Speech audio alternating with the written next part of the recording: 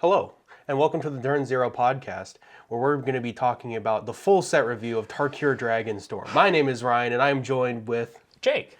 Yep, and today we're talking about Tarkir Dragonstorm, the whole set review, but it is not exhaustive. Not every card, yeah. Yeah, so we're not talking about every single common or uncommon. We're going to be talking about cards we think will make a splash in Commander, as well as some cards that we think we're going to enjoy a lot. Oh, for sure. Oh boy, so before we get started, overall I just want to say Tarkir returning, it's been great. Yeah. I think the set looks pretty good overall, and I think the flavor is there, but oh boy, these cards. Yeah, there's a lot of cards. First, let's go over some of the new mechanics that are coming to Tarkir Dragonstorm.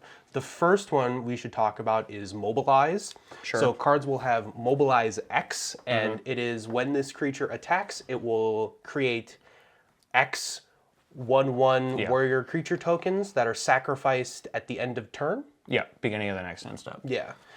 So yeah, sounds Yeah, pretty token good. attackers, pretty good in Mardu. Yeah.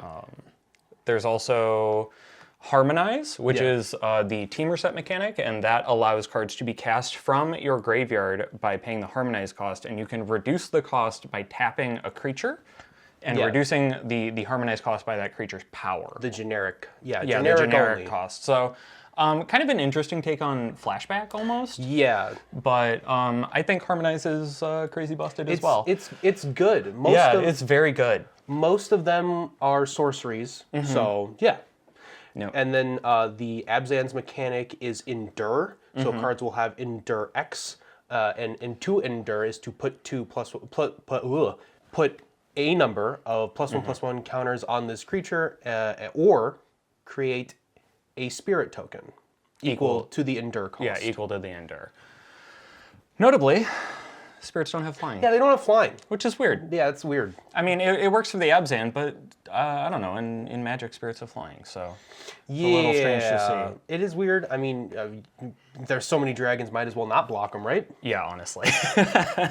But I think, our last set mechanic is... Is this our last set mechanic? The Sultai one? Oh, no, there's two more. So there's Renew. Yes. And there's... Flurry, yeah. So Renew is the Sultai mechanic, and this is also another graveyard recursion thing. Yeah. Where you can pay the Renew cost, typically exile the card from the bin for an effect. It reminds me a lot of Scavenge. Yeah. The Golgari kind of mechanic from a while ago. But a lot of them put counters, they make your creatures bigger, they give what are they, keyword counters from Ikoria, which I think is a very interesting way to bring those back. So.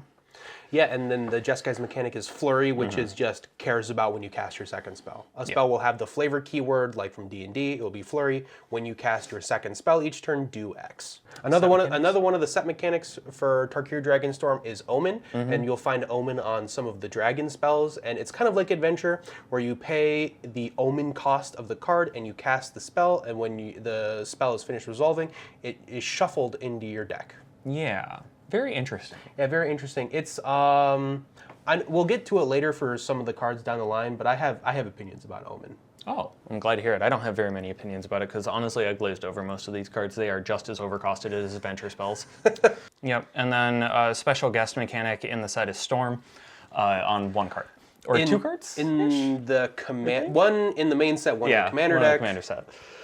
And we see Storm in a bunch of card titles, but mechanically, only twice. Yeah, for good reason. Good reason. Storm kind of busted, but now that we have all the mechanics out of the way, do we want to just jump in with this first card? Yeah, so the first card we're going to be talking about today is Ugin, Eye of Storms. Ugin, Eye of Storms is a 7-mana legendary planeswalker Ugin, who has the static ability of when you cast this spell, exile up to one target permanent that's one or more colors, as well as whenever you cast a colorless spell, exile up to one target permanent that's one or more colors, enters with 7 loyalty, +2, gain 3 life and draw a card, 0, add 3 colorless mana, -11, search your library for any number of colorless non-land cards, exile them, then shuffle until the end of turn. You may cast those cards without paying their mana costs. Oh boy! Yeah! This is a card. This is one of the magic cards of all time, honestly. This is a crazy card. Yeah. This is a crazy card. Tron who? Yeah, seriously, 7 mana they didn't learn. They could have made him 8 and it would have been fine. Yeah, but... so Ugin the Spirit Dragon has always been like, if you're looking to put a colorless planeswalker in any deck, you throw in Ugin the Spirit Dragon. Now you just throw in Ugin Eye of Storms. Yeah. This card has card draw on it, removal stapled to it, ramp stapled to it. You play this card, you add 3 mana, play a Thought Vessel. Yeah. You exile something that's 1 or more colors. -11, play all the artifacts out of your deck. Yeah, and it is worth noting that when you -11 him and you cast all those cards, you're going to exile a bunch of things on the board too. So, you know, he may not still have the board wipe text like built into the activation cost, but the static line will get you there if you ever ultimate. Yeah, works the way you want it to with the void creatures. Yeah, he is insane. Yeah. If you pull one, you should probably play it in limited. The card's just nuts. Yeah. Oh yeah. Yeah. Oh yeah. Just slam that. If you ever resolve it, you probably just win the game. In Commander, this card's just kind of generically good. Yeah.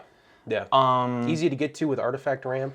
Yeah, specifically in Commander, I think it's a little rough to pay 7 mana just to exile a creature, but you know, Spine of Ishsaw has been around for long enough, and people still play that card, so I think this Ugin has a future in Commander. Yeah, especially with the minus to just add 3 colorless. It doesn't say only use it to activate activated abilities of creatures. Power Stone mana. It's not Power Stone mana or anything like that. So it's just flexible colorless mana to filter into another X spell or play another artifact. Yeah, we'll get to the other Planeswalker of the set, but I think both of them are just insane. Yeah. Going to be super expensive going forward, but.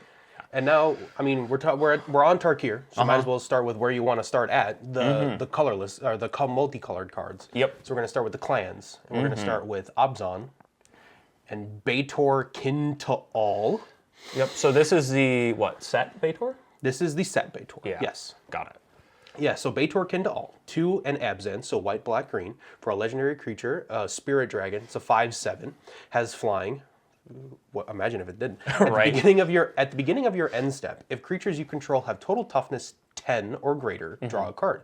Then, if creatures you control have total toughness 20 or greater, untap each creature you control. Then, if creatures you control have total toughness 40 or greater, each opponent loses half of their life, rounded up.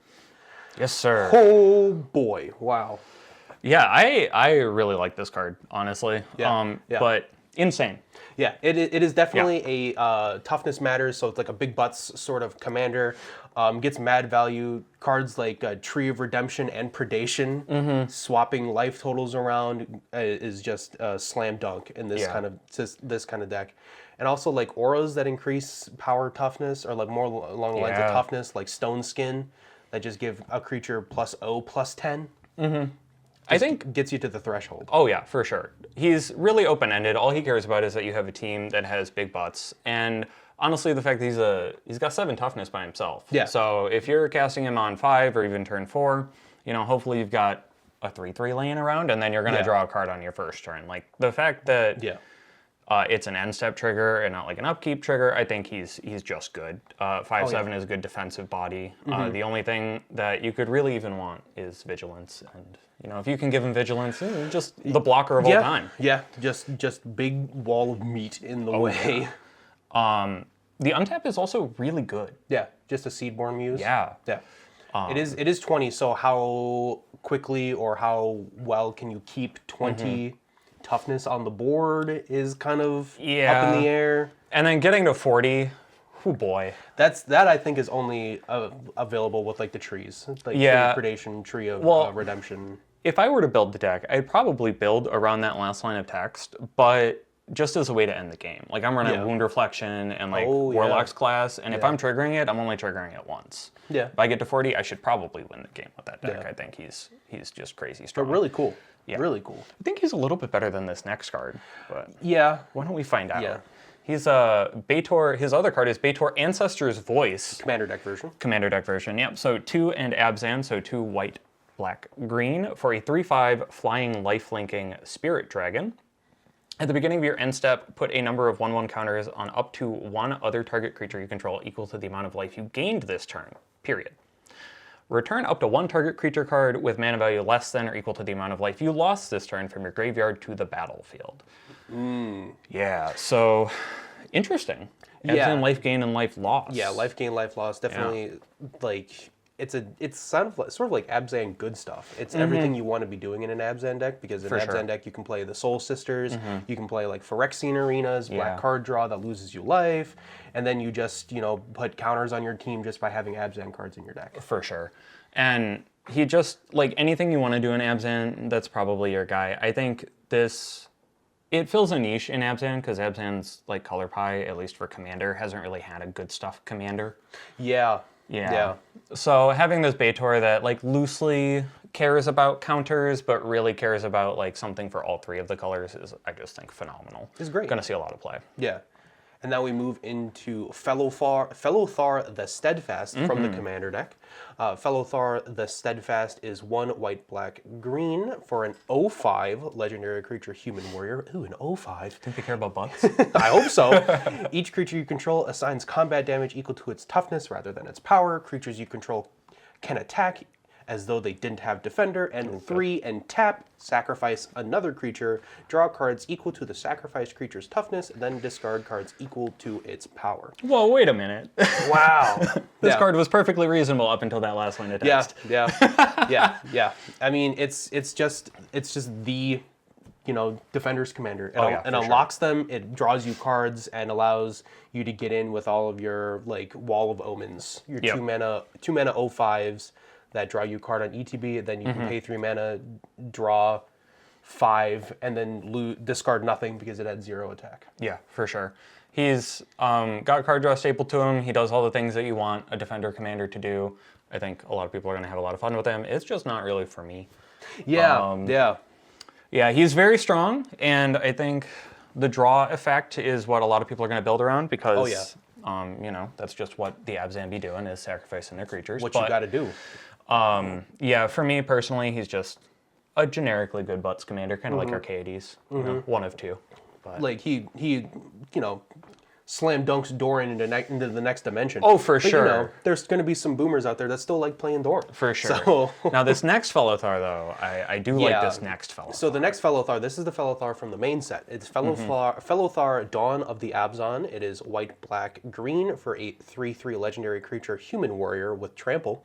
And whenever Fellothar attacks or enters, you may sacrifice a non-land permanent. When you do, put a +1/+1 counter on each creature you control. That's Titan text. This card, yeah, it's Titan text. It really is. It does the best of both worlds in sort of like an Abzan counters deck and Aristocrats deck. Because it is an attack trigger. That's huge, that it's also an attack trigger. I think he's great, honestly. I've got nothing but good things to say about the Abzan Legends, other than, you know, I don't like the Butts guy. But this Fellothar, I think the generic sack a non-land permanent, not going to be a problem for an Abzan deck. Definitely not. Non-land permanent, so any token you got lying around, any like treasure token you have, or a little weenie sitting there. Yeah, and I think this guy, the thing I like about it is it really synergizes with the things that the Abzan already liked to do. Which is put instances of a single counter on your creatures. So like hardened scale effects are like their bread and butter, and Fellothar does that like perfectly for your entire team. And hardened scales used to be kind of a rare effect, but recently in Magic they've been printing quite a few of them. So I think this deck definitely has legs. If you just want to build like hardened-scales.deck, this is probably the guy to do it. Yeah, and plus you have the flexibility of just including Aristocrats payoffs too. Oh, absolutely, So yeah, love him. But moving right along, we're going to move into some of the non-legends for Abzan. Yeah, so now we're looking at the main set as we go forward for Abzan. So the next card we have on this list is Perenation. Oh, Lord. Yeah, so another just busted in half card. This one got quite a bit of buzz around its spoiler? Yeah, around its spoiler, because it's very much a Timmy card. Yeah, so I don't know, go ahead and read it. It is 6 mana. First of all, 6 mana. I think this gets overlooked because the effect is kind of bonkers, but it is 6 mana. So 3 in Abzan for a sorcery. Return target permanent card from your graveyard to the battlefield with a hexproof counter and an indestructible counter on it. Yeah, hexproof and indestructible. I feel like the cutest interaction I've seen was people talking about Nevinreal's disc. Oh yeah. With this card, you just get to keep the disc. You just get to keep the disc forever. It doesn't blow itself up, so you can just keep tapping it over and over again. But that's like it. Yeah. You know?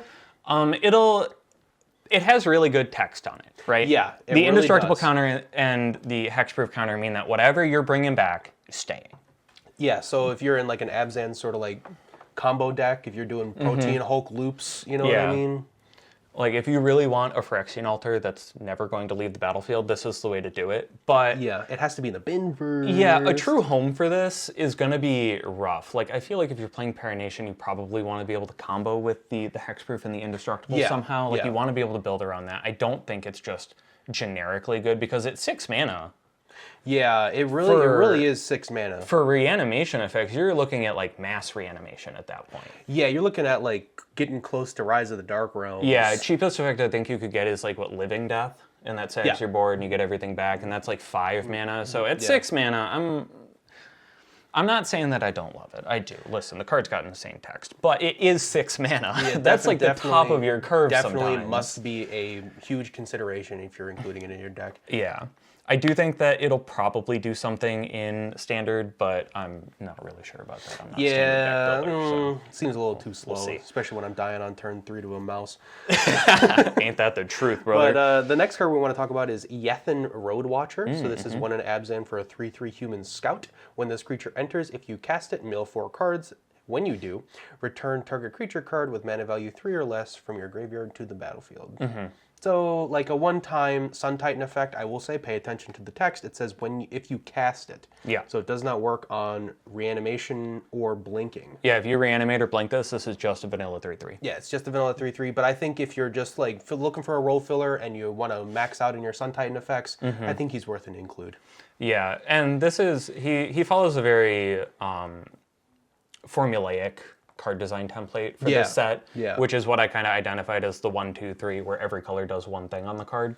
Yeah. Yeah, they do this quite a bit in the set, and once you kind of pick up on it, you'll you'll see it everywhere. But yeah, this is the first card. You'll definitely see a lot of it being like flavors of white, black, and green, all like stapled together, but they don't do it the way you want it to. Yeah, and I think the funny thing with this is like, oh, you mill 4 cards, right? There's the black effect, right? Or no, that's probably the green effect on this card.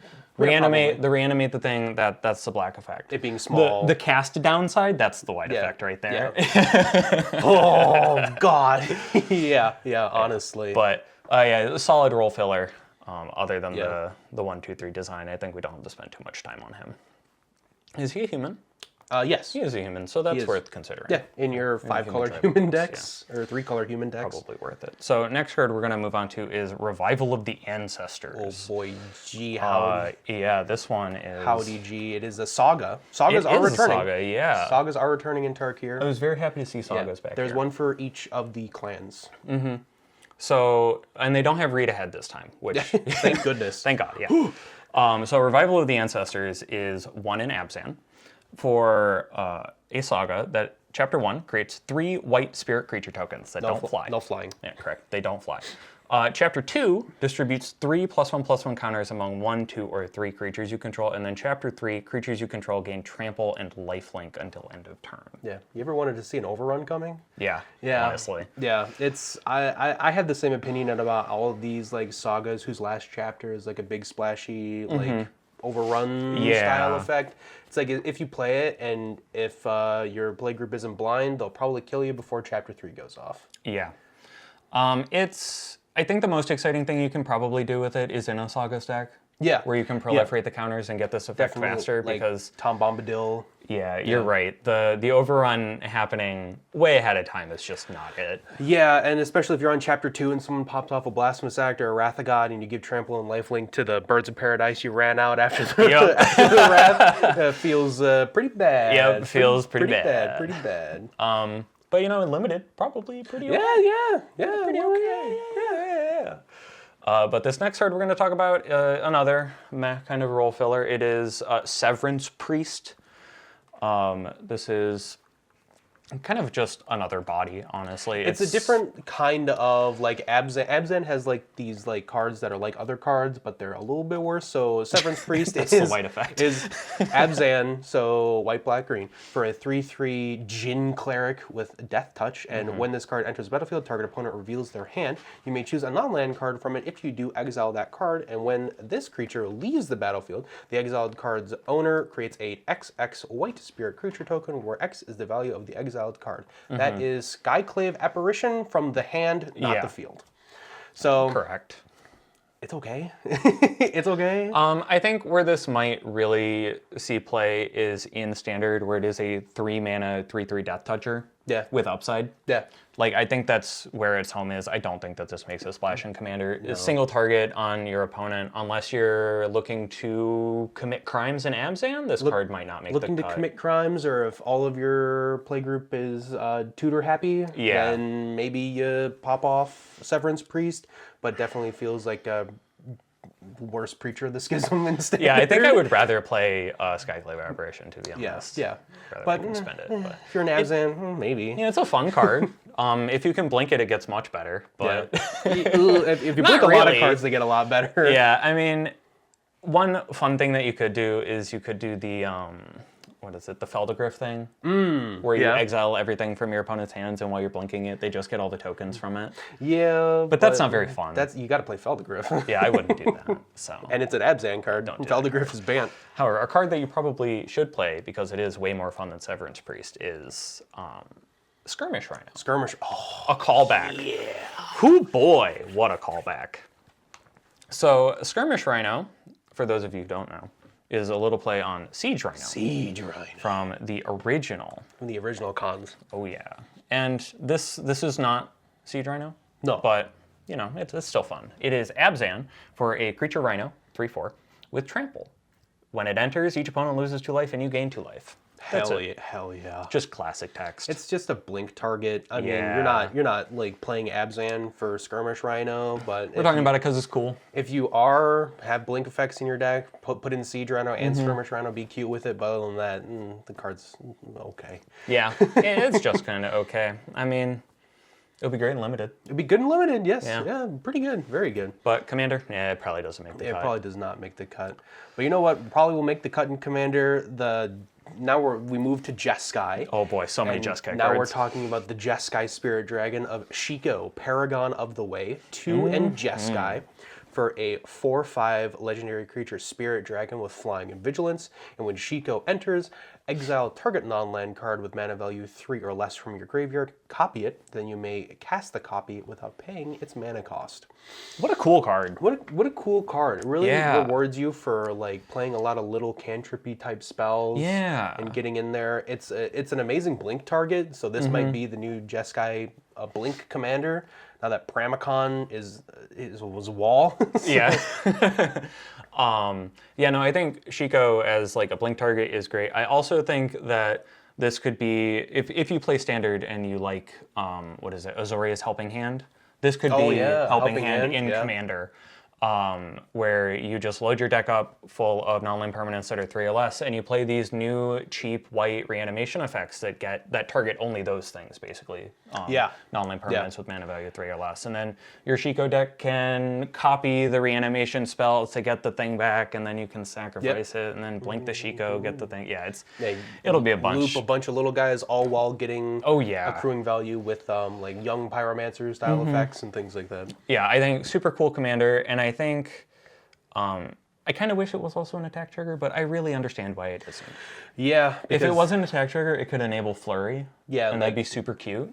Yeah, it could. Yeah, wow, it really could. Yeah, and then you could do like Ghostway and Second Sunrise type stuff. But thankfully, it doesn't, and it's a little bit more reasonable of the Spirit Dragons, and it only does it on ETB. Yeah.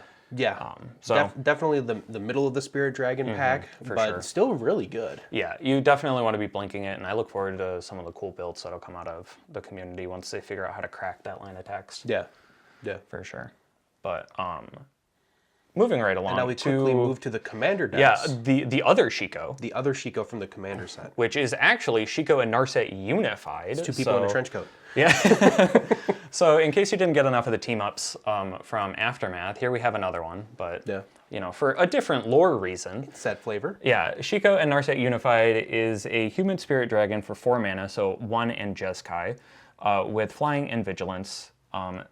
They also have Flurry. Whenever you cast your second spell each turn, copy that spell. If it targets a permanent or player, you may choose new targets for the copy. If you don't copy a spell, draw a card. That's weird. Yeah, it's a weird line of text. It is payoff for the precon, but it could also just be like, it could be a lot of things. You could build it to be, you know, draw your second card a turn, deck. You could do cantrips. It could just be Jeskai control. It could just be Jeskai control. This Shiko is like super open-ended and just wants you to cast 2 spells. Yeah, because you can Pongify something, copy it, and then if you don't want to copy it, you just draw a card instead. So every little cantrip replaces itself. Yeah, it is a May effect. And in the precon, you know, you see this with enchantments or other sort of like fight effects like Temur Battle Rage or stuff like that. Yeah, where you're copying that for your entire team. I think what the precon is trying to do reminds me a lot of like Zada, Hedron Grinder. Yeah, target your things. Yeah, where it's just trying to get you to do that, but instead of targeting one thing and having it copy, you just copy off of Shiko and Narset, which is super cool. Yeah, which is cool. I just think it's just like generic Jeskai control, sort of stuff. Because if you take out the like spell copy that targets something you control, like if you're just playing it for the cantrip thing, it's play your second spell a turn, draw a card. That is not very exciting. So. I think I would want to build it as sort of like the Battle Monk style of buffing your prowess monastery mentors. Yeah, there you go. Prowess decks. Yeah, a prowess deck. Yeah, I think that's cool. But now we stay in the commander deck for a little bit longer, and as we talk about the backup commander. She's cool. Alesha Threefold Master. It is a 3 mana, so just Jeskai for a 1/1. Yes, sir, with trample. With trample and prowess. Prowess at least. At least, yeah. And whenever Alesha deals combat damage to a player, create that many 1/1 white monks with prowess. You know, I was just talking about Temur Battle Rage. Yeah. Yeah, that goes hard in this deck. Yeah. Oh boy. Yeah, it is kind of, I will say it is a little stinky that she has to connect. It's not on attack. Yeah, but you know, Jeskai have been doing this for years and years and years. Yeah. Connecting with original Narset, they'll find a way. Slip through space is your friend. Yeah, slip through space. Yeah, there's definitely a lot of unblockable auras in blue that you can get through, a lot of flying enchantments in white. Yeah. And I think, honestly, it's just an insane line of text. That many. Yeah, that many. So that many. She's a 4/4. You're getting 4 1/1 white monk tokens with prowess. Yeah, that's crazy. And then you're, whoa. and then you cast Brainstorm, and then you cast, I don't know, Ponder, and then you have what, 2, 4, 6, 8 power on the board. Yeah. It is just insane. Notably, the tokens that she creates do not have trample, so you're going to have to find another way to get through. But which is kind of hard in Jeskai. Yeah, it is. We'll be getting to something that gives your team trample later on. Yeah, don't worry. Yeah. The set has you covered. Yeah. So moving right along, after Elsha, we have the other Narset. Narset before she bonded with this dragon. Yes. Wait a minute. I have not read the story, but yes. I don't know if that happened in the story. I haven't read it either. I'm just kind of hopeful. Okay, yeah, I hope so. I hope they like each other. But the next card we're going to talk about is Narset Jeskai Waymaster. So this is blue, red, and white, so just Jeskai, for a 3/4 human monk that says, at the beginning of your end step, you may discard your hand. If you do, draw cards equal to the number of spells you cast this turn. It seems kind of... lukewarm? That seems kind of lukewarm. Yeah. At the beginning of your end step, you may discard your hand. Your entire hand. So if you do, draw cards equal to the number of spells you cast this turn. So yeah, the goal with this deck, I think, if you're trying to build it the fair way, is to cast out your hand. Basically, you want to play everything from your hand every turn. And I think the way that you want to get around that second line, or that downside of discarding, is impulse draw. I think this is Jeskai impulse draw deck, where all of your spells impulse draw, and you have access to those for your turn, and then on your end step, she's going to draw you a whole new hand. Okay, I can see that. So I was thinking like, I was thinking like turns. Oh, wait, Narset turns? Yeah. Who would have thought Narset turns? Wait a minute. Yeah, no, you're cooking with that one too. Yeah. But I think the fair way to build it is just like turning all of your instants and sorceries into delayed cantrips. Yeah, or storm. Yeah, or storming. Storm.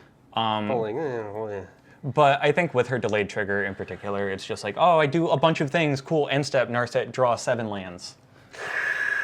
Can't. Yeehaw! Those don't count as casts. Yep. So, So I think that there's going to be some smoothing issues, and it is also only your end step. yeah, I mean, She doesn't reward you for doing anything on other people's turns. So like imagine you play out your hand, you draw a fresh 7, you got a few counter spells. Cool, cast 2 counter spells. Coming into my new turn with 5 cards instead of 7. 5 cards in hand, and like even if like if you have reactionary removal in your hand as you would in a deck that wants to cast as many instants and sorceries as possible. So it's Narset sorcery. Yeah, she's a little awkward, but Yeah. I'm sure that there's a bunch of fun to be had with her. Oh, if you- 100%. you I mean, know. this seems like a pretty fun commander. Oh yeah, slap as- a Teferi's Ageless Insight in that deck, and you're going to town. Yeah, but the Narset a little lukewarm for the main set. So now we move on to the main set where we talk about one of my favorite cards of the set, Flamehold Grappler. Oh, hell Flamehold yeah. Grappler is it costs 3, so Jeskai for a 3/3 human monk with first strike, and when this creature enters, copy the next spell you cast this turn when you cast it. If you when you cast it, you may choose new targets for the copy. So this is insane with blink effects. Oh yeah, no, for because sure. you cast it, cast your blink effect, copy the blink effect, blink it in something else, and then it enters the battlefield. So if it's the blink card with rebound, what is that called? Ephemerate. Yeah, Ephemerate. Then you cast it at the beginning, and then it just keeps going, and then it's just like a lot of good blink value on this card. I am very high on this card. Yeah, I think as a blink target, this thing is perfect. It's what, 3/3? Yeah, With first strike? With first strike. Yeah. Oh, fantastic blocker, no matter what. Yeah. So as a blink target, you can just have it sitting there on your board, blink it if you need to, block with it if you don't. If the block turns out to be pretty unfavorable, blink it again. Like, you're really not missing out. You can't lose with this card. It's not even, it doesn't even have to blink spell. It could be the next spell. Like you play this and then pop off like a lightning bolt. Or, me talking about lightning bolt. Pop off a lightning bolt or some sort of like Pongify or Chaos Warp or something like that, and just double up on your removal spells. Oh yeah, doubling up on your removal on turns where you don't need to blink is also gross. Yeah. Or just like doubling up on your ponders. Yeah, stuff like that. Your serum visions type effects. No, I think card's pretty cool. Yeah. Can't wait to see what you do with it. It's gonna be gross. That means I have to play 3-color, and we don't know if I'm going to be doing that. So true. However, I want to talk about a new way forward. I meant the card. the name of the card. Speaking of Jeskai cards that are a little funky, I like this one a lot. Yeah. And this is another 3-color gold, like instant and/or sorcery that just has wild art. Yeah, Parination also had insane art. It's crazy looking. Yeah, and New Way Forward is 2 in Jeskai, so 5 mana total for an instant that says next time a source of your choice would deal damage to you this turn, prevent that damage. When damage is prevented this way, New Way Forward deals that much damage to that source's controller, and you draw that many cards. There's a lot of words on this card. That sure is a lot of words. A lot of words on this card. It reads a lot like Deflecting Palm. Yeah, So, Deflecting Palm. Just face value, if you're in Jeskai and you're playing Deflecting Palm and you want a staple card draw to it, maybe you're on this card. Yeah. But I will say Deflecting Palm is only 3 mana. that's true. Yeah. Way better. But this card's interesting. I think it's worth experimenting with. I don't really know where I would slot it into a deck. It's not quite a reactive card because it's 5 mana. It's 5 mana and it says the next time. You know what I mean? At least you can, like, if someone's like swinging there, I don't know, 12/12 Mana Gorger Hydra at you, you can get them. You know what I mean? Yeah. But I don't know, 5 mana for an instant for reaction. Are you gonna leave up 5 mana at the end of your turn every time? You know what I mean? Yeah, I don't really know about this card. I think if you copy it, does it get better? I think if you copy it, it gets a lot better, or you reduce its cost. Yeah, if you can reduce its cost, it's great. Yeah. Obviously, 5 mana is a lot to pay for an instant. But that can be applied to any instant and or sorcery. Basically. Hey, is Treasure Cruise great if you only pay 2 mana for it? Or if you copy it. Yeah, that's pretty good. So, Yeah. But this card, I think the fact that it's only you, if you are in a Spellslinger deck and you are afraid of Voltron commanders. Here's your card. This is your card. If somebody's swinging at you with lethal 21 commander damage, all in one hit, they, their Rafik of the Many is exalted to high heaven, you can new way forward and draw a bunch of cards. Yeah. But that's such a niche, scenario. Yeah. And it's I can't really plan for that. And for 5 mana, would I rather have Mystic Confluence? Probably. Maybe. For 1 less mana, I'd rather have Cryptic Command. Yeah, but that's quad blue. That is quad blue. That's a little rough. This is 2 in Jeskai. Yeah, for me, this card is up there as a fun thing to do for a lot of mana, but not a card that you build a deck around. Yeah. It's like Sublime Epiphany. Yeah. It's you get the Sublime Epiphany, sure, that card's cool, but don't count on doing it every game. Yeah. Speaking of lukewarm Jeskai cards, so we're moving on to Jeskai Revelation. This is 4 in Jeskai, yes, so sir. 7 mana total for an instant. Return target spell or permanent to its owner's hand. Jeskai Revelation deals 4 damage to any target. Create 2 1/1 monk creature tokens with prowess. Draw 2 cards. You gain 4 life. None of those say win the game on them for 7 mana. It sure doesn't. It should really say something along the lines of your opponents take half their life, draw at least 3 cards. I'm paying Cruel Ultimatum mana. Yeah, You know what I mean? and imagine this gets fizzled. Somebody gets rid of the target. Yeah. And you don't get the full effect. That doesn't feel good. Yeah, no, 100%. This is nowhere near Cruel Ultimatum or any of the other Ultimatum's effects because they're all 7 mana respectively, I think. So I think this card is bad. Yeah, I think this card's also pretty bad. I think it's a mythic that a lot of people are going to open and be like, yeah, this card, it does everything. In limited, but it also does nothing because you're never going to cast it. A lot of nothing. Yeah, this card is definitely a stinker. Like we said before with the last card, if you copy it, then it gets the value I think it should have. Yeah, for You sure. know what I mean? So yeah, Jeskai Revelation definitely a whiff on that. Yeah, I think so. However, ending the Jeskai on a little bit of a better note, we're going to talk about Rediscover the Way. Yeah. Which is the Jeskai Saga? I believe it is the Saga, yes. Yeah, so this is blue, red, white for a Saga. Chapter 1 and 2 are the same. And they say, look at the top 3 cards of your library. Put one of them into your hand and the rest onto the bottom of your library in any order. And then chapter 3 is, whenever you cast a non-creature spell this turn, target creature you control gains double strike until end of turn. Yeah. It is odd that this is the one Saga that doesn't target, I think it's the one Saga that doesn't target your whole team. Which, I mean, good. Yeah. I mean, it's true. It's true. It's a cantrip. You dig. Well, 6 deep total. Yeah, 6 deep total. I mean, you'll see 7 cards while this is on the field because you'll draw for turn. Which isn't bad. It is. It really isn't bad. It also doesn't care what type of card you pull from the top 3. Yeah. A lot of times in these colors, you'll say pick a creature or pick an instant or sorcery. Or only sorcery or only instant. This doesn't care. Just pick one of them. You can get a land if you need to fix. I think this is particularly good and limited for that. Yeah. But that last chapter, man. And that last chapter, I mean, you could target your Alesha from the commander deck. Yeah. Yeah. I mean, if you're in an Alesha style deck where you want your commander to bonk real hard to get a big effect, that's good. But I think in just a generic Jeskai deck, I feel like you could just replace this with any old cantrip style effect. I feel like the timing on this is really weird because I think what it wants you to do is use the first 2 chapters to dig for combat tricks. And then I think this wants you to do the double striking triggers in combat after blocks are declared. Yeah. But your opponents know.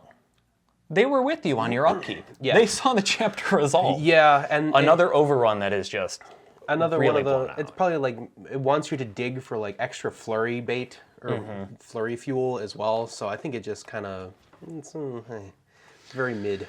Yeah, but you want to talk about a card that's not mid? I want to talk about a card that's not mid, baby. Let's get another dragon up here. I think it's been a little bit too long. It has, and now we're on to Mardu now. So now, as we've been going, we're starting with the Spirit Dragon from the main set. Nareev, Heart of the Storm, is 1 and Mardu, so 4 mana for a 4/5 legendary creature Spirit Dragon with flying. If a creature you control that entered this turn would deal damage, it deals twice that much damage instead.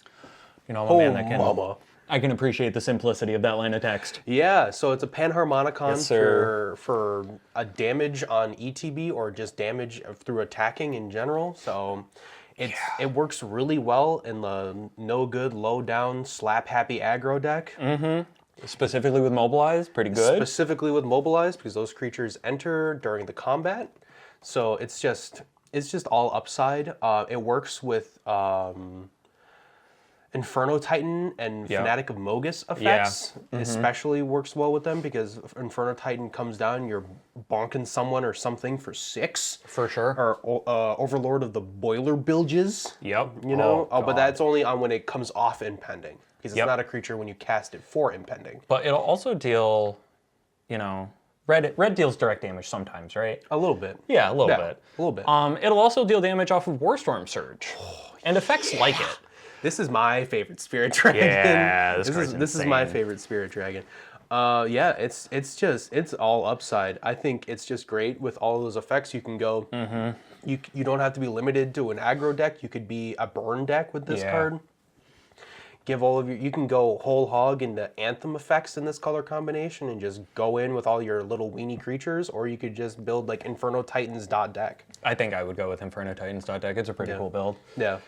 I think that in Mardu you have, specifically in Boros and Rakdos, not Mardu as a whole, you have a ton of ways for your creatures to deal direct damage to your opponents. Like I'm talking Hellrider, I'm talking... Hellrider. If you can give that haste... Actually, wait. Hellrider might just be static text. I think it is. And then you can just attack and Nerve will double everything. And another card that I want to put you onto for this one is if you're going to be building Blink, this is the perfect Nahiri's Resolve deck. Oh, yeah. If you don't know about that card, my God. So Nahiri's Resolve blinks your entire team while it's not your turn and then gives all of your creatures haste. Then they come back in. They come back on your upkeep and all of your creatures deal double damage now. Yeah, and it has the flexibility of you can put blink spells in here. You know what I mean? This and like just like your ephemerates or your flicker wisps, just to get the 1-for-1 kind of like re-enter the Inferno Titans. Yeah, you can just play them for value. Yeah, in that deck, I think it's super cool. This Nerve is, I think, a little bit better than the next one we're about to talk about. Yeah, super cool card. Yeah, they both have a lot of cool things. They're both very unique. I would say. Yeah. Speaking of that, we now go to back to the commander set to talk about Nariv Crackling Vanguard, which is 5 mana, so 2 and Mardu, for a 4/4 legendary creature Spirit Dragon with flying and death touch. That reads, when Nariv enters, create 2 1/1 red goblin creature tokens. Why is he making goblins? That's a great question. So that's enters text. When Nariv attacks, exile a number of cards from the top of your library equal to the number of differently named tokens you control. During any turn you attacked with a commander, you may play those cards. So yeah, that last line of text is a little weird. It's very weird. In red, you typically just expect to be able to play them till the end of your next turn. Yeah. And this card lets you play them on any turn you attacked with your commander.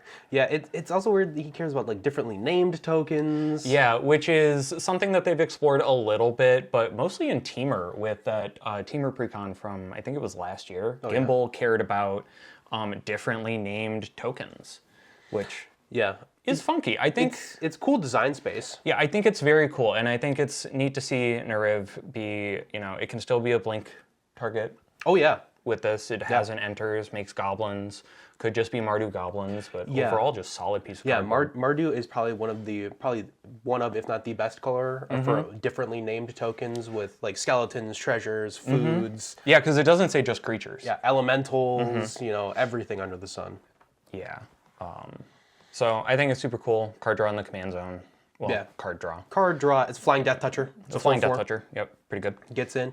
All right, so next we're going to talk, staying with the commander set, we're going to talk about Zergo Storm Render. Boy. Zergo Storm Render is Mardu, so 3 mana for a 3/3 legendary creature Orc Warrior with Mobilize 1. Whenever a creature token you control leaves the battlefield, draw a card if it was attacking. Otherwise, each opponent loses 1 life. Yeah, that's kind of like half a Blood Artist in the command zone, ain't it? It's also like half a species specialist. Yeah. Yeah, no, this card's insane. This card is pretty good. It's, again, card draw in the command zone and a Blood Artist effect in the command zone. So this is very reminiscent of the Garna from the last Dominaria set. Yeah. That says something very differently, but or it says something very similar. It doesn't have mobilize, but is very similar with that text. That Garna probably goes in this deck. Yeah. I think Zergo is just an insane aggro commander. Yeah. This dude's crazy. Because if you know Aristocrats and Mardu, you know that timing is not restrictive. It is actually very freeing. You want to draw cards, do it on combat. You want to drain your opponents, do it not in combat. You'll have the tokens either way, and you don't really care when they die. Yeah. Yeah. You're going to be playing Zulaport Cutthroat effects anyways, but the fact that Zergo's that in the zone is insane. The creature, they don't have to die, just as it leaves the battlefield? Yeah, they don't have to die. Yeah. Yeah, you just sacrificing them to anything else works. Or but if they also get exiled, them. they get exiled by someone else, Yeah, it works. No, Zergo's insane. I think a lot of people are going to pick him as the lead commander for that pre-con. Yeah. All in all, I'll be building him, I think. I think he's nuts. I like Mobilize a lot. I think he's probably the best Mobilize commander. He's only really competing with himself, though. Yeah. The next Zergo is Zergo Thunder's Decree. He is, again, only 3 mana, so Zergo likes aggro, apparently. But this time it's Mardu for a 2/4 instead of a 3/3. And this time he has Mobilize 2. And then static text. During your end step, warrior tokens you control have this token can't be sacrificed. Yeah, so that works pretty well with Mobilize, don't it? Yeah, it works almost exclusively with Mobilize. Yeah. He's a cool Mobilize commander. I don't think that there's a lot to say about him. It's cool Not that, really. you know, he doesn't have to attack, but he can because he has Mobilize. What is it, Boldware Intimidator Yeah. type deck sort of thing? It's that thing where he cares about warriors, so... And, you know, if you've been paying attention to spoiler season, obviously other people have said this. With Twin Flame effects, yeah, he's kind of cute, but that means you have to make a copy of a warrior, and warriors are kind of mid. Yeah, I think he's best suited in like the 99 of like Najila sort of thing. Ooh. Yeah. Ooh. Yeah, no, that's gross. Yeah, and the 99 in Najila where like you're making just a mass of warrior tokens. Yeah. So. I mean, I'm sure I'm wrong, right? He's probably nuts with the right setup, but that's every card these days. So. Yeah. All right, so now we're going to talk about Bone Carrying Butcher. It's 1 in Mardu, so 4 mana for a 4/4 creature demon with Mobilize 2, and attacking tokens you control have Death Touch. This is just an auto-include if you're doing Mardu tokens. Yep, it's just good. Yeah, just good. It's like it like if you have like a Legion War Boss, you make a 1/1 Death Toucher that attacks every turn. You know what I mean? Yeah, all those like goblin effects that create a tapped and attacking goblin on combat, it just has Death Touch. Yeah. So I think the card's really good. If you're attacking with tokens in Mardu, you want that card. oh yeah, That's all there is to it. 100%. 100%. It is definitely a role filler. That is all there is to it. But speaking of another card that you might just want to slam if you're in Mardu, we're going to talk about Inevitable Defeat. Oh yeah. Which is 1 in Mardu, so 4 mana total for an instant that cannot be countered. This includes Ward.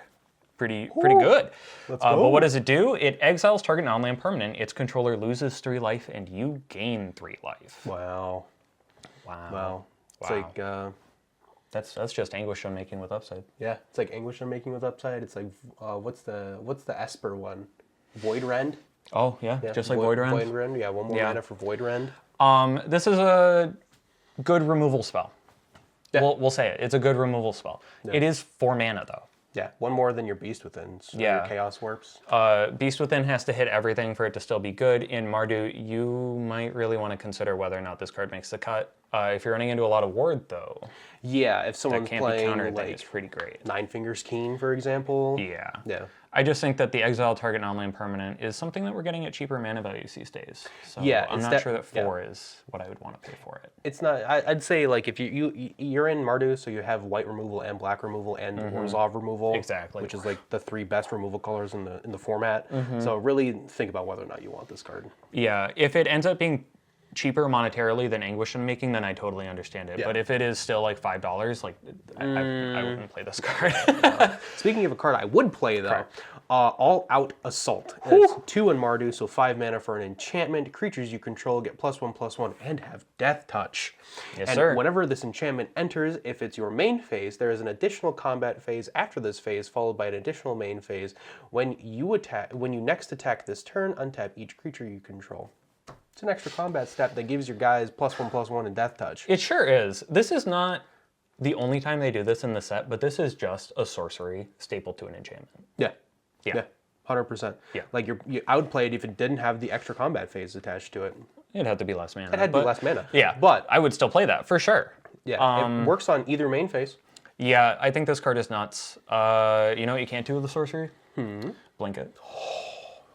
Don't tempt me. Yes, sir. Don't tempt me. Yeah, I think this card is just insane. In Anthem, that gives your creatures death touch with extra combat attached to it. Like, Yeah, what is not to like? It's a shoo-in in like any of the like your Nareev, your Zergo, your like any of the popular Mardu commanders, even in like going back like Queen Marchesa. You know what I mean? She would probably play all out of stuff because she makes little tokens. Yeah, anything that you don't even have to care about that. You just have to care about attacking. Yeah. Like this card's just good. Ishin players pick one up. Yeah, five mana. You may want to look at your curve, but I think you still want to find a spot for it. Yeah, for something that gives your entire team an extra combat, I think 5 mana is about on It's par. not a do nothing enchantment because it gives you an extra combat at It least. does stuff immediately. Speaking of something that does something immediately and isn't a do nothing, we're going to talk about Thunder of Unity. That's the saga. Yeah, this is the Mardu Saga. So 3 mana, red, white, black.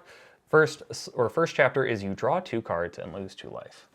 Pretty good for 3 Yeah, mana. that's just, read the bones. That's just read the bones, You basically. don't scry. Yeah, I mean, it's Sign in Blood. Yeah, Sign in Blood, yeah. And then you get to do chapters 2 and 3, which are the same, and say whenever a creature you control enters this turn, each opponent loses 1 life and you gain 1 life. You were talking about Helping Hand earlier. Sure was. Ooh. Helping Hand earlier. Yeah, no, that's gross. Yeah. We don't really have to tell you why this card is It does it for 2 chapters, so even if your Helping Yeah. Hand gets countered, even if you still play like a Legion War Boss, I talk about Legion War Boss again, even if you talk about like all of the little cards that just create 1/1s on ETB, that's still extra damage. You know? Yeah, I think the place I want to see this is right after a Thrilling Encore. Ooh, yes sir. Or right before a Call the Coppercoats, or the new version of that from this set. White Sun's Twilight. Yeah, White Sun's all the Twilight. Secure the Wastes. Yeah, that is exactly where I want to see this Your card. X-Spell token generators. So yeah, that goes hard with this card. The fact that you just get that on the chapter resolving, you get to untap with all your mana, and then tap out to That's make a bunch of tokens. after you draw your card, so you get to know what you have. Yeah. It also works with like not tokens. It's very good with tokens, but it also works with not tokens. I think this card's great. It's great. So Fantastic. The next card we're going to be talking about is Mardu Siege Breaker, which is 1 in Mardu, so 4 mana for a 4/4 human warrior with death touch and haste. And when this creature enters, exile up to 1 other target creature you control until end of turn, until this creature leaves the battlefield. Whenever this creature attacks, for each opponent, create a tapped token that's a copy of the exiled card attacking that opponent. At the beginning of the next end step, sacrifice those tokens. So you can myriad anything? Yeah. So, Inferno Titan? Yeah. Overlord of the Boiler Bilges? Oh, the Lord of the Boiler Fanatic of Mogus, maybe. Fanatic of perhaps. Mogus. Yeah, no, this card's nuts. Even Master of Cruelties. Yeah. You know? It gives like a pseudo myriad to cards that don't have myriad. Yeah, which is definitely for any sort of thing like that, you want to make sure you're doing your research. This is also an inset way to do cute things with the set Zergo that will give these tokens the non-sacrifice text. Oh, if they're warriors, yeah. If they're warriors. So if you're playing the warrior deck, you know, Mardu Siegebreaker is probably there. Yeah. It is a warrior itself. Yeah, Cards just it cast. I think it's probably good enough for most Mardu lists, to be honest. It's so good. Oh yeah, it's great. But moving along from one of my loves to the next of my loves, we're going to start talking about the Sultai. The Sultai. I'll talk about the first card for Sultai. Oh yeah? You're going to let me talk about the next one? Yep. So Oh, I will talk about Taval, the first. So in Sultai, the first Spirit Dragon is Taval, Arbiter of Virtue. Taval, Arbiter of Virtue is 2 and Sultai, so 5 mana for a 6/6 Flying Lifelinker. So 6/6 Flying Lifelinker. Spells you control have Delve. Huh? And then whenever you cast a spell, you lose life equal to its mana value. I like cards that have downsides to them. Like Yeah. that. Yeah. I really do. I want to say I love this card. Yeah. It's great. It's great. The fact that it exists is wonderful. Yeah. I don't think I'll build it. I think it's very cute. Spells you cast have delve, so you can just all of your 2-mana cards are like 1 mana now, as long as you have something in the bin. It's a very cute sort of way to maximize self-mill while not caring about what's in the bin, which I think is cool design. Yeah. Because it's just fill the bin. Oh, I don't care about my bin, but I'm gonna use it to cast my things or make my things cheaper. For sure. Yeah. No, I think this Taval provides a deck building challenge. He might be one of the only legends from the set that provides a deck building challenge that he doesn't solve on the card. Yeah. I mean, if I'm going to be completely honest, he just says spells you control have delve. If you continue to delve, you'll die. But you know what says you won't die? The Platinum Angel that you can cast for free with delve. Yeah. That's pretty insane too. Yeah. I think this card's great. I can't wait to see what people do with it. Yeah, all the artifacts you can play for free that I'm just now realizing with Taval. Yeah, you can delve your artifacts away. You could cast Birthing Pod for free. Yeah. Oh yeah. Yes, sir. Is this secretly Arcbound Ravager deck? I think I've been modular? thinking about it. I think Taval is probably somewhat of a Storm Commander. I think you cast him and win on the turn he comes down. I think you want to traumatize yourself. Ooh. And then cast him yeah. to get massive value off of cards in hand. I think that's what you want to do. But he's definitely bustable. Oh yeah, really good. But let's move to the commander side real quick. Talk about Jake's favorite spirit dragon. Yeah, it's true. We're going to talk about the other Taval, the balanced scale, and this card is not balanced at all. No. 1 in Sultai, 4 mana total for a 4/4 flyer, a legendary creature spirit dragon. He says whenever Taval attacks, mill 3 cards. Then you may return a land card from your graveyard to the battlefield tapped. Yeah. If the card stopped there... That'd still be great. Yeah, that'd still be insane. That'd be However, he continues and says, whenever 1 or more cards leave your graveyard, create a 2/2 black zombie druid creature token. Wow. Yeah. Wow. So Taval says, hey, I want things to leave your bin. I'll give you zombies for it. And then Taval gets lands out of your bin. Does that for you. He does it all. The card's insane. He doesn't. This card's busted in half. Yeah, it really is. So many different things, Gravecrawler. Just Gravecrawler get so much stats. Yeah, he triggers for each card leaving your graveyard, right? So cards like Dread Return, with their flashback cost of sack 3 creatures, all of a sudden become, you just have to have 3 creatures, but net it's going to cost you 1. Get anything back from your bin. Yeah.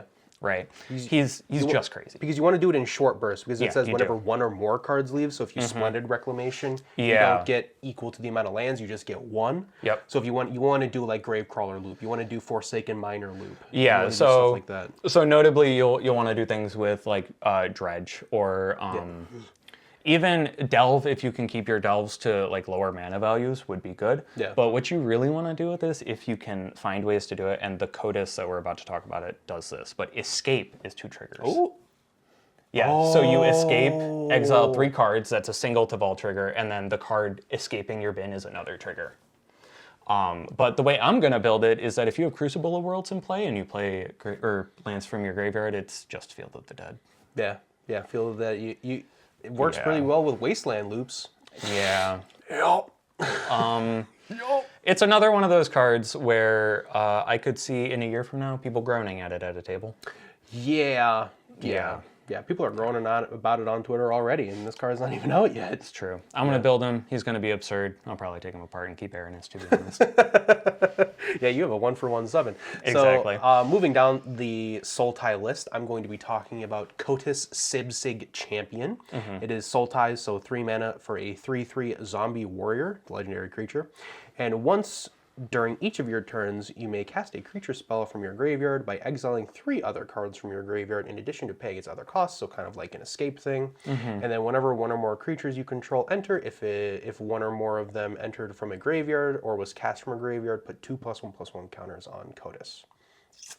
Probably the worst commander out of the commander deck. Yeah, I think he's I think he's lukewarm dog water. He definitely poses the same thing as Tavall, where he poses a question that he answers himself. Correct. But instead of making infinite 2/2s, he makes himself infinitely large, which is infinitely worse. Correct. If you're gonna build him, you also want to do like traumatized stuff, and you can probably get by with short bursts of mill, but your payoff for doing all of that work is A Maze of Ith target? yeah, you get to cast one creature per turn.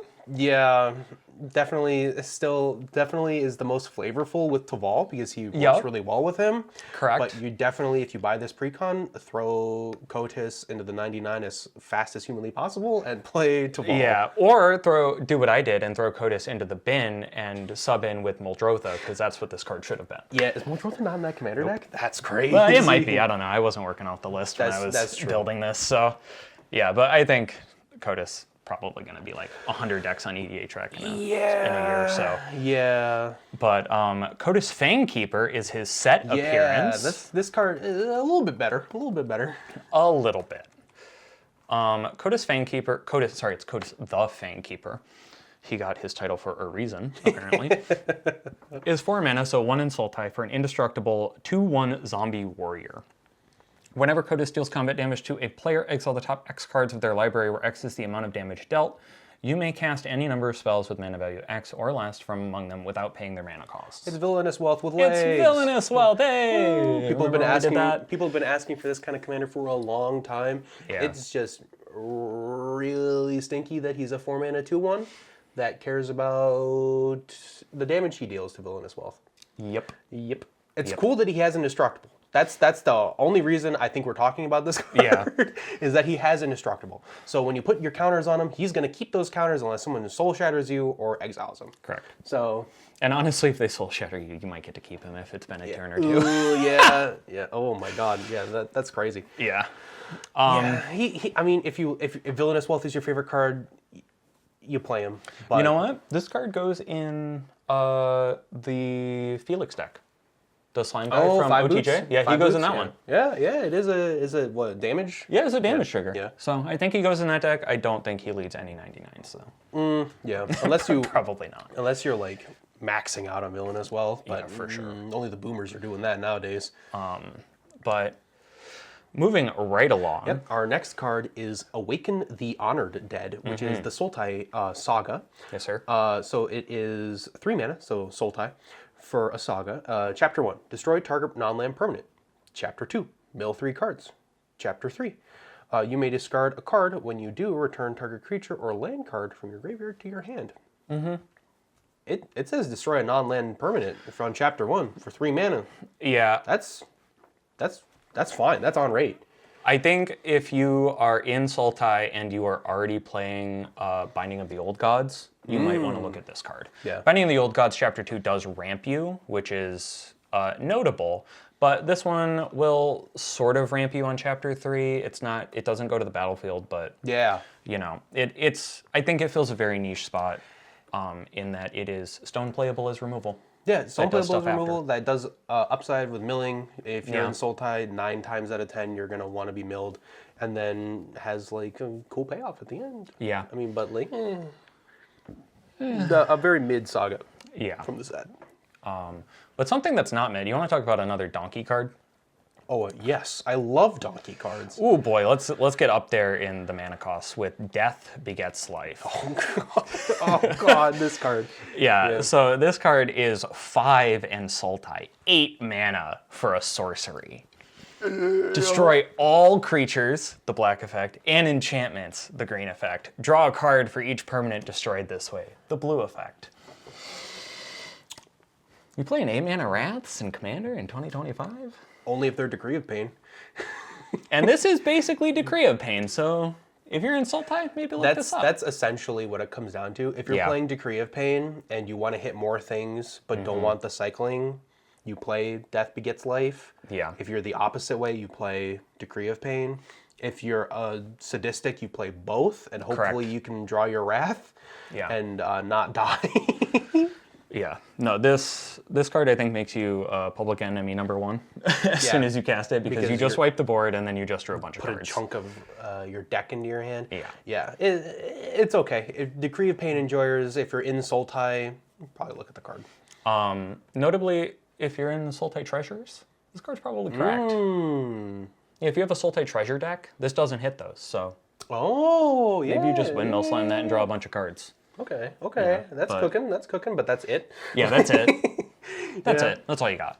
All right, so next on the docket is Fangkeeper's Familiar. So 1 in Sultai, 4 mana for a 3/3 snake with Flash. And when this creature enters, choose 1. Gain 3 life and surveil 3, destroy target enchantment, counter target creature spell. If you want to look up in the dictionary and look up Sultai Roll Filler, you'll see Fangkeeper's Familiar. Yeah. This card gains life, surveils, destroys an enchantment, counters a creature spell. What else could you want? It's Mystic Snake. If you're playing Mystic Snake and you're in Sultai, you play this card. If not, you don't look at this card. Yeah. This card's like ass in like every other like non-Sultai good stuff sort of deck. So if you're in Sultai good stuff, you're playing the Snake. If not, you're playing the other swath of removal you got. Yeah. It's oh, actually another place you might play this, Yarok. Yeah, you might play this in Yarok. Is it creature? So if you have like mill a creature synergies or reanimate synergies, it doesn't. It's not like the Road Watchman that we for Abzan. Oh yeah. It is when it enters, not when it's cast. Yeah, but you know, if I'm blinking something in Sultai, I think I'd rather blink the next card. This next card? Sultai Snakes. Before we move on. Huh? Sultai Snakes. If we're in Sultai Snakes, that's it. That's all I want to get out. That's true. But this next card we're going to talk about, I want to slam in every Sultai deck ever if it makes sense. It's Lotus Light Dancers. Ooh, 2 in Sultai for so 5 mana total for a zombie bard. They're 3/6. 3/6. They got 3/6, brother. Yeah. So there's 2 of them. Yeah. 2 of them twice the ass. They're both 1.5 in the front, 3 in the back. Anyways, yeah, 5 mana for a life linker that says, when this creature enters, search your library for a black card, a green card, and a blue card. Put those cards into your graveyard, then shuffle. Oh, man. That's so good. Triple Entomb. Triple Entomb. Triple Entomb. Yeah, and it can be 3 Sultai cards. Yeah. It can. So unlike the Ultimatum, which specifies you have to get monocolored cards, because the Sultai Ultimatum also fetches 3 cards, which is a little weird that they've done it twice. Yeah. But this you can just fetch Muldrotha, Kotis, and Tival. All of those are valid targets. Just put them in the bin. Yeah? Yeah. Yeah. You put a Gravecrawler in there and like whatever other combo thing you have for them. You can put like whatever 3 card like Protean Hulk disgusting thing you have going, you can put in there. Yeah, I think it's just really gross what you can do to it, honestly. This is something that the community is going to spend a lot of time and like find the perfect line for, but already you can get Demonic Consultation and Thassa's Oracle and like Eternal Witness or Dread Return. Oh. Yeah, you can get the reanimation from your bin card in there. Wait, is it creature? It's creature, right? Not card? I think it just says card. Oh. So Lotus Light says card. Oh. Yes, sir. So you can get flashback cards with this. Oh, that's pretty good. Yes, sir. Oh. Yep. Yeah. So you can get your Dread Return in your Tival deck and then cast it immediately because it's got flashback and it's in your bin. Get 3 dudes. Yeah. Yeah. Well. Yeah. It's pretty good. Also, it's an ETB, so blink it if you'd like. It's a good reanimation target on its own. Yeah. If you really want to be degenerate with it. Well, let's move on to like a card that punches way above its weight class in Keru Goldkeeper. Keru Goldkeeper is 1 in Sultai. Yep. So 4 mana for a 3/3 dragon with flying. This is an uncommon. This is an uncommon. This is an uncommon. So whenever you 1 or more cards leave your graveyard during your turn, create a treasure token. Does it stop there? Doesn't say once per turn. Doesn't say the treasure token enters tap, but it also has a renew ability for 2 in Sultai. Exile this card from your graveyard, put 2 +1/+1 counters, and a flying counter on target creature, activate only as a sorcery. You know, you don't care about the renew cost. You don't care about the renew. What? What does this card do? What the? Yeah, honestly, Whenever this card's nuts. cards leave your bin during your turn, create a treasure token. So So you telling me every time I cast a Gravecrawl, I get a treasure back? So you get a treasure back every time you cast a Gravecrawler. This Tortured Existence, you can keep reactivating your Tortured Existence. Yes, sir. If you have a Mirkwood Bats in play, Uh-huh. you win.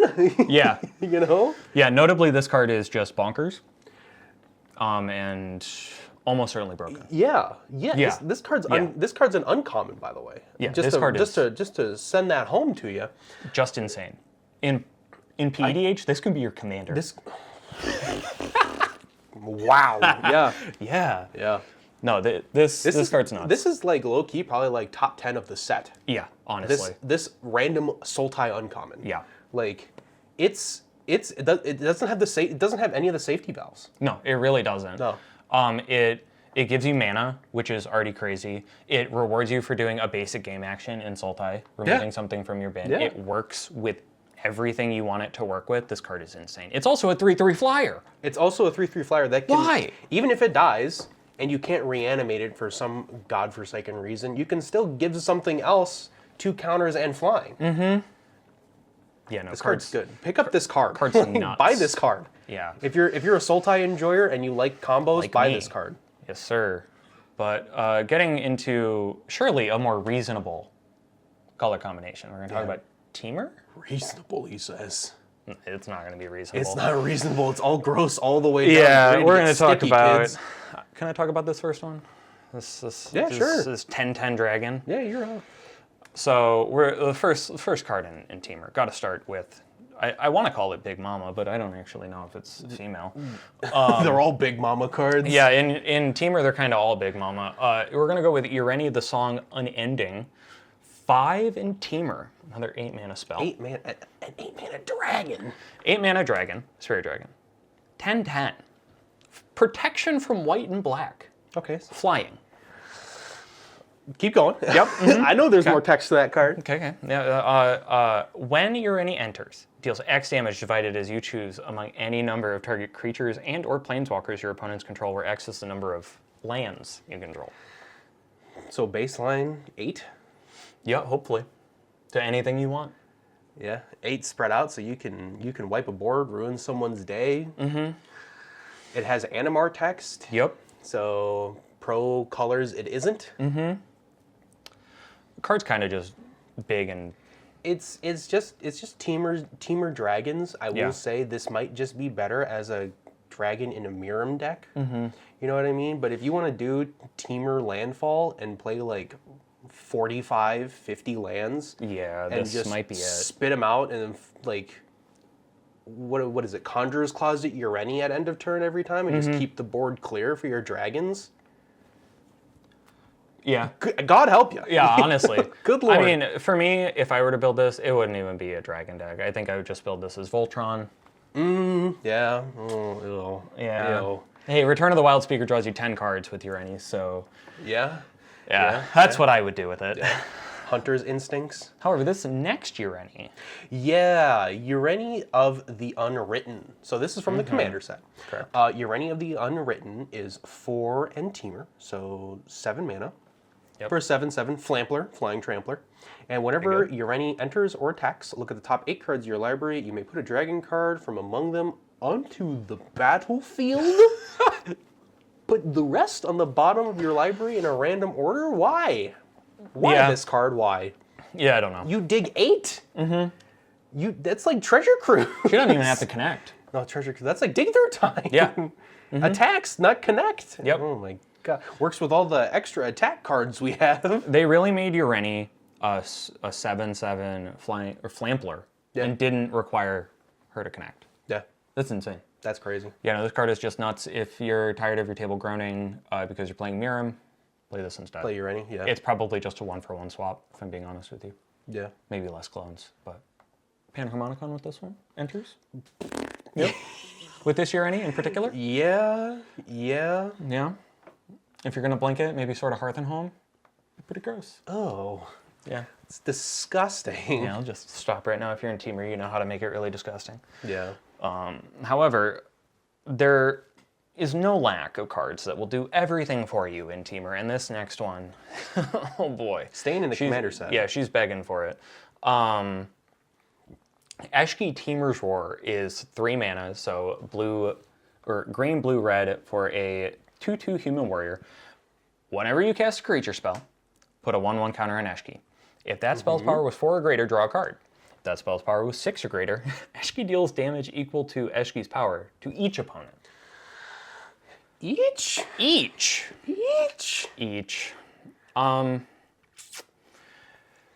You kind of just played Temur stuff and you win the game, huh? Yeah, she gets larger, draws cards, slaps your opponents. That's all you need. Yeah. In Temur, so you have the ramp, the card draw, and the damage. Yeah, her 1, 2, 3 is get bigger, draw cards, end the game.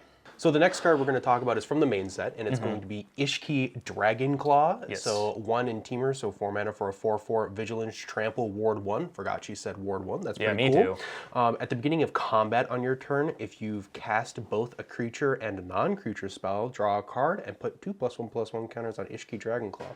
I think this commander's cool. Yeah.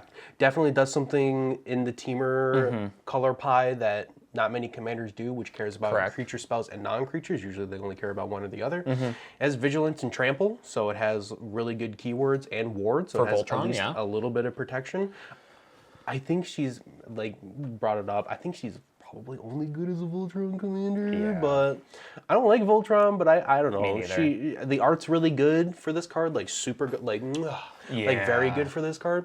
So I don't know. I think people will try to do the creature non-creature value thing, but creatures also include Pure Steel Paladin, and non-creatures also include Sword of Hearth and Home. Yeah, exactly. So yeah. You kind of got to balance the deck around that one ability, and honestly, I think if you're building around it, you might just want to pick a different commander. Yeah. If you love the art and you want to do like Temur Battle Rage deck, she worked great with that card. Yeah, Vigilance Trample is all you would ever want. She's probably like, if you want to do a Temur theme. Yes. Like if your theme is like everything is like the clan Temur, I think this is like she's like the best card for it because she cares about a lot of what Temur does. But yeah, just it's a little disappointing. Speaking about what Temur does, we're gonna read an enchantment, and then Ryan, I want you to tell me what Temur does.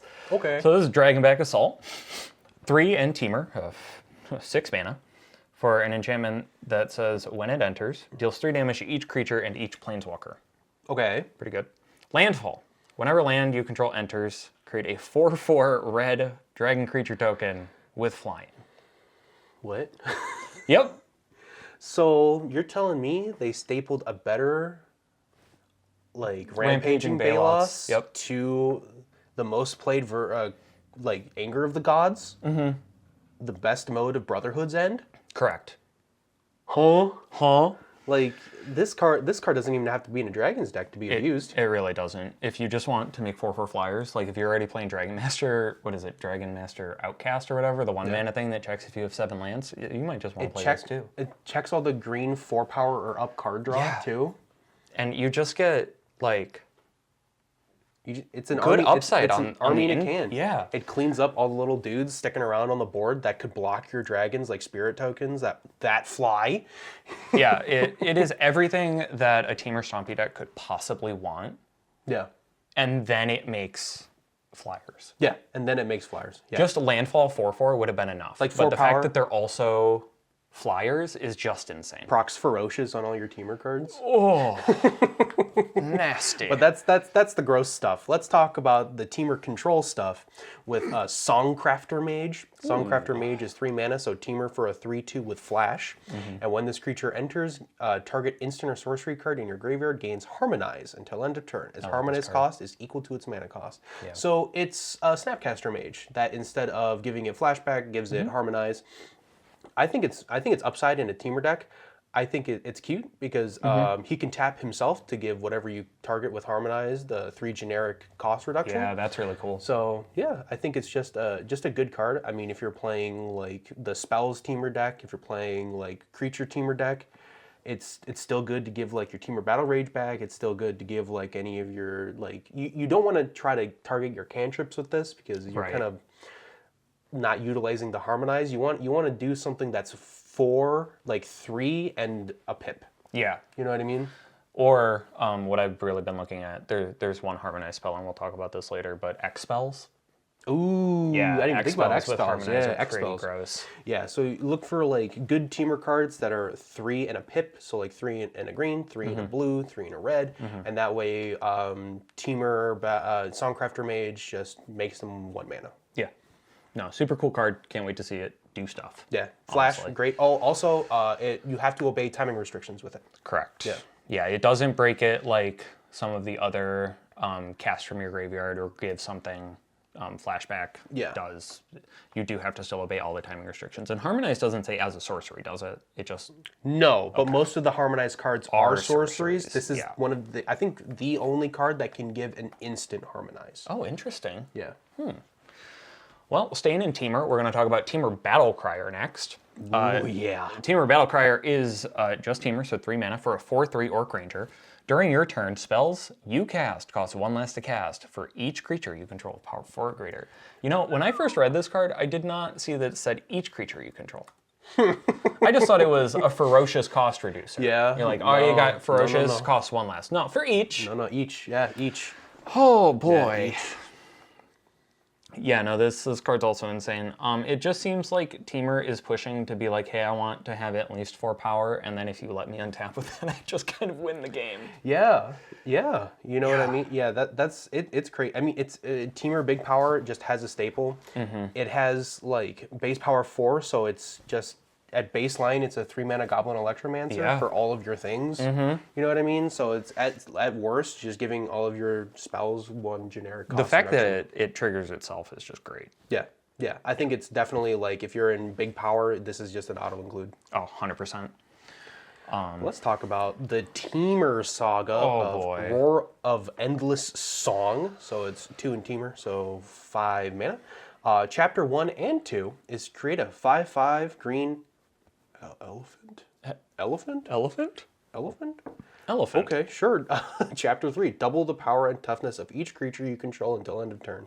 It's reminiscent of the Abzan one. It's just a overrun style effect that you can see coming. And this one, more than the other ones, you will die for. Yeah, I think this card in particular is just really good and limited. It is 20 power over 3 turns. Yeah, that's kind of insane. I mean, if you're caring about power, if you got your like Garrick's Uprising style effects and draw a card, you know what I mean? Yeah, but I just don't think that it's that crazy. Not really that powerful in Commander. I don't really want to pay 5 mana for a 5/5. Yeah, if it was like a 4/4 with flying, then... Or I can pay 5 mana for a 5/5 that like does this, that, and the other thing in this set. Just look at all the dragons in the set. Yeah, the dragons in the set. Yeah, definitely a little bit underwhelming. For sure. But that does it. That concludes for the clans of the clan cards. So all the 3-color cards are over, and boy, howdy, were there a lot of busted cards. Yeah, we're not quite done in gold though, and we do have a cycle or 2 to talk about before we leave. But we are done with the clans, and overall, I think the legends from the set just insane. They're crazy, right? Really, only like 2 or 3 stinkers among them. Yeah, looking at you, Kotis. Yeah, looking at you, Set Eshki. But overall, the legends are just all of the spirit dragons are knocked out of the park. Both their both their in-set and commander deck versions. If you're a dragon enjoyer, this is like all upside. If you're playing Dragon, Tiamat, or what Ramos Dragon Engine, it's just crazy. Or if you're a real man of culture, you can play Sign of the Dragon, because that deck got insane this set. We'll get there in a second. Yeah. But also Morophon enjoyers. Changelings. But all right, so let's go through these other gold cards, because I think they are, for the most part, uncommon. So we should just breeze through them. If you're all right, I'll do 3 together. I'll put the 3 that I did together. So first one I want to talk about is Host of Hereafter. I'm not going to read this card. It'll be up on screen. The only thing that is notable about this is it is an additional Ozolith effect in Golgari. And it's on a creature. But it also works the way you want with the Ozolith. So that deck is probably playing a bunch of like the counter saving, and by a bunch I mean like the 2 that exist. So it works the way that you want it to with the Ozolith, where when the creature dies, the counters will be moved onto the Ozolith, but also Host of Hereafter will get the counters. Yeah. So Yeah, pretty good. Which is really good. Also, art stunning. It's Yeah. just great. Yeah. It's also a zombie, so a relevant creature type. Weird. It's an outlaw. Yeah. Yes, it is an outlaw. It is a warlock. Warlocks are outlaws. Oh yeah, it also has counters on it. It's a 4/4 for 4. So Next card I want to talk about is Hardened Tactician. This card is a human. It is also kind of Skull Clamp for tokens. The notable thing about this is that it is 1 to activate, which is same as Skull Clamp. And it will kill the token no matter what. So for, 2/2 tokens, 4/4 tokens, 3/2 tokens, you don't have to muck around with that. It just works. It doesn't have to be 1/1 goblins. It can be Correct. 5/5 elephants. It also works with non-creatures. Yeah. So you can sack a treasure and draw a card. Yeah. So obviously this card goes nuts in Academy Manufactor decks. You can sack a map. Yeah. You can sack a food. It's in Orzhov. I should mention that Host of the Hereafter was a Golgari card, and this is just Orzhov. So Orzhov tokens, eaten. Yeah. And Oh, yeah. Orzhov X token decks, eaten. Like Jan Jensen, eat your heart out. This card is great. Yeah. This card is just good. Last thing I want to talk about in Orzhov is Marshal of the Lost. When you attack, you give a power toughness boost to one thing equal to the number of attacking creatures. It also is a 3/3 with Death Touch. Oh. Yeah, it's a warrior. If you can make token copies of this in Mardu, it's pretty juicy. But the notable thing about it for limited is that it does not have to attack. It's just whenever you attack. Yeah. So it's a 3/3 yeah. death touching blocker while the warriors are out doing the hard work. Yeah. I think it's just good. It's just if you're in like this is also an Orzhov card, so in your Orzhov like Taste of Karlov spirits, you're just eating. Yeah, effects like this are really good for token decks to punch through things like Ghostly Prison or Propaganda. You only have to pay with the one creature, and then you make that one creature massive. Yeah, yeah. So pretty good. But after that, we're going to talk about Auroral Procession. Auroral which Procession. I think is it's right there. Also an uncommon. Yeah, Auroral Procession, Simic, so green-blue, instant, return target card from your graveyard to your hand. Instant speed regrowth. Yeah. It's good. It's just good. You should probably play this if you're in colors for it. The fact that you can hold up interaction and then decide that your interaction was not necessary and instead regrowth something is upside that a lot of Simic players I think will enjoy. Making splashes in constructed formats through the ages, honestly. Oh, yeah. Mm-hmm. Yeah. And then this last gold card I want to talk about before we get to the card of the set. For a lot of people is Colossal Grave Reaver. From the Commander set. This is from the Commander set. The only gold card from the Commander set. Yeah, I think so. Or only new gold card. Yeah, and honestly, it might be the only card of the set for me. This card is, everything. I wish that Taval just had this text, if I'm being honest with you. I wish that this was all he said. Because Colossal Grave Reaver, I am going to read this one. 6 black-green for a 7/6 flying dragon. Whenever this creature enters, mill 3 cards. Whenever one or more creature cards are put into your graveyard from your library, put one of them onto the battlefield. That's just gross. reanimate. That's gross. Yeah.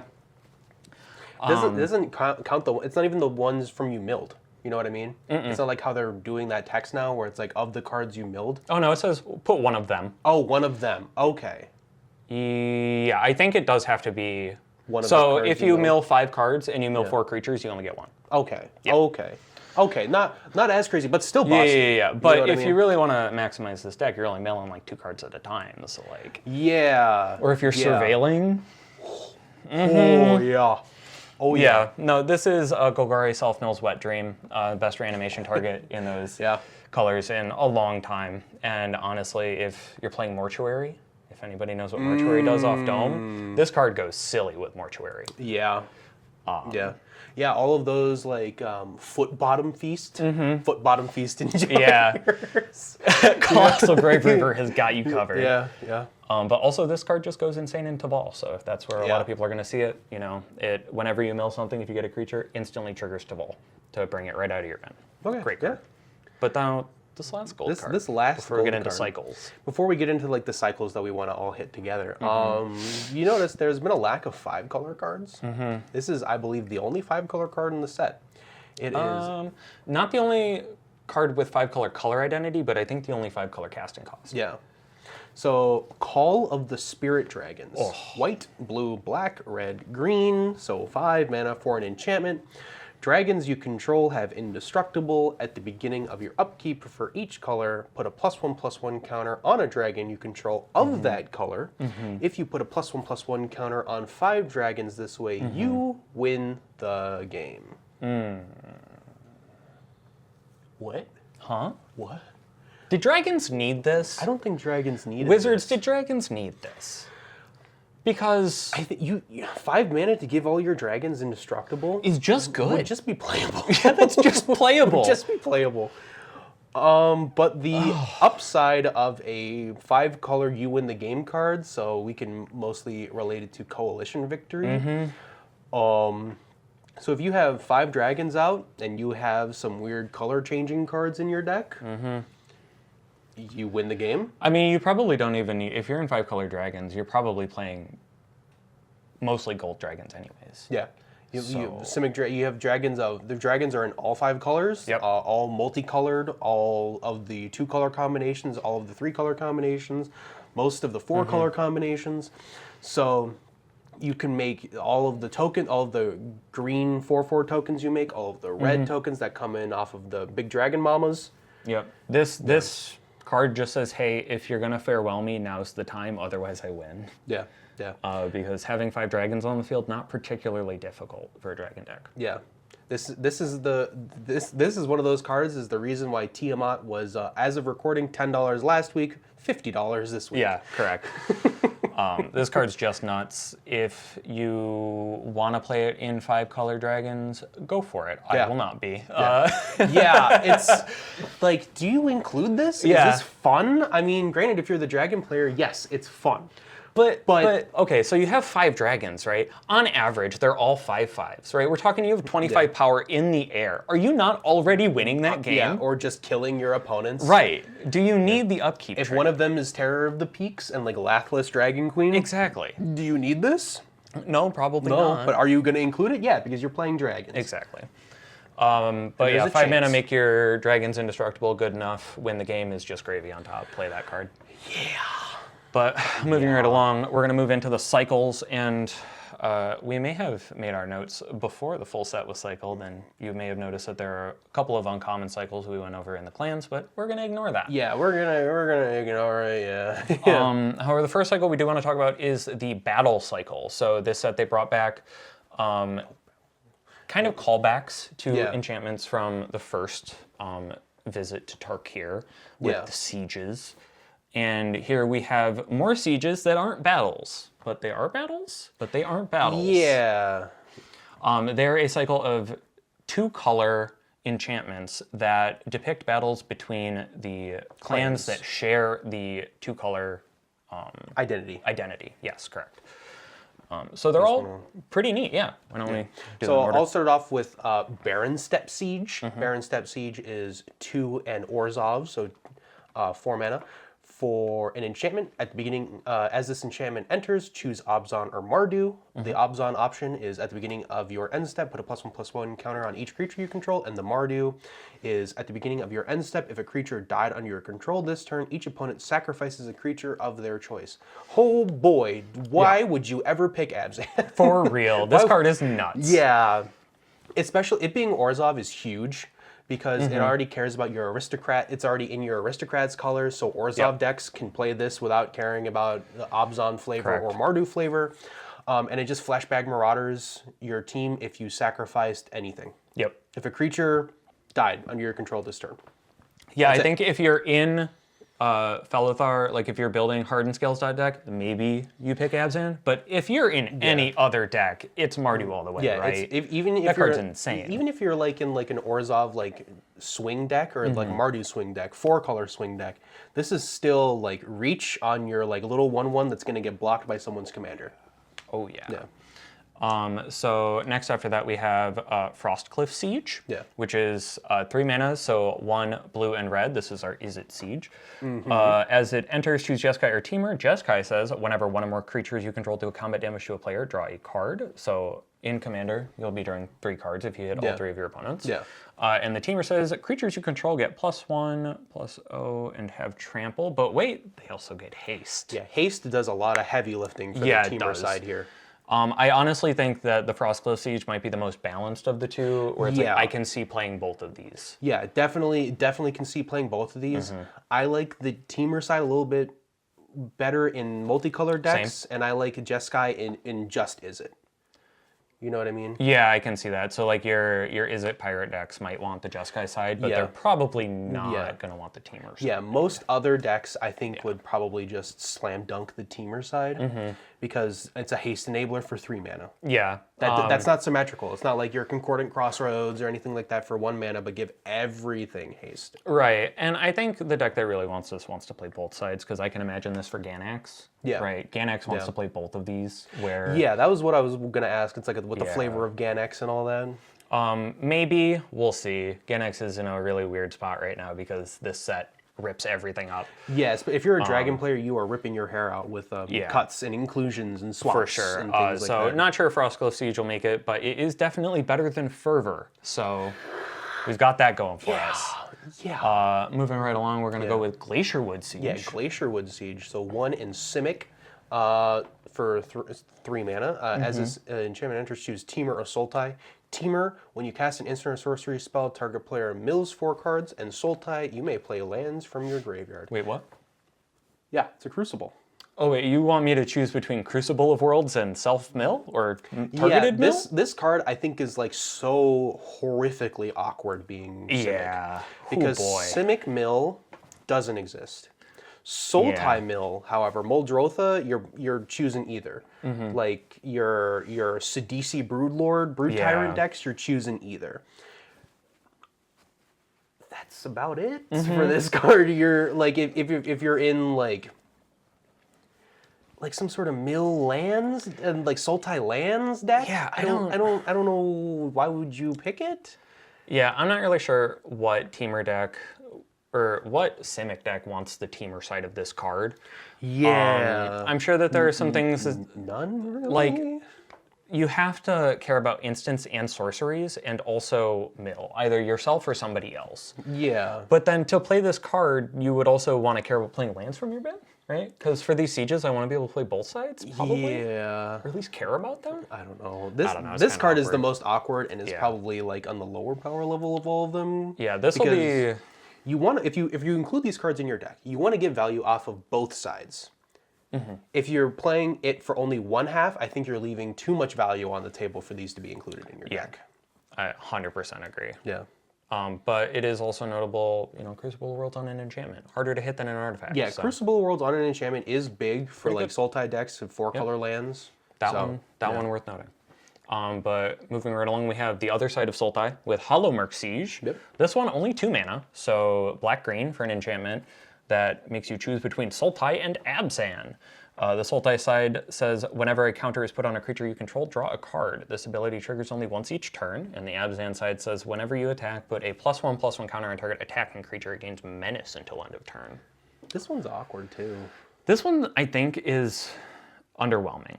Yeah, this is definitely one safety valve, definitely type of enchantment. Yeah, this is the second card of the set that...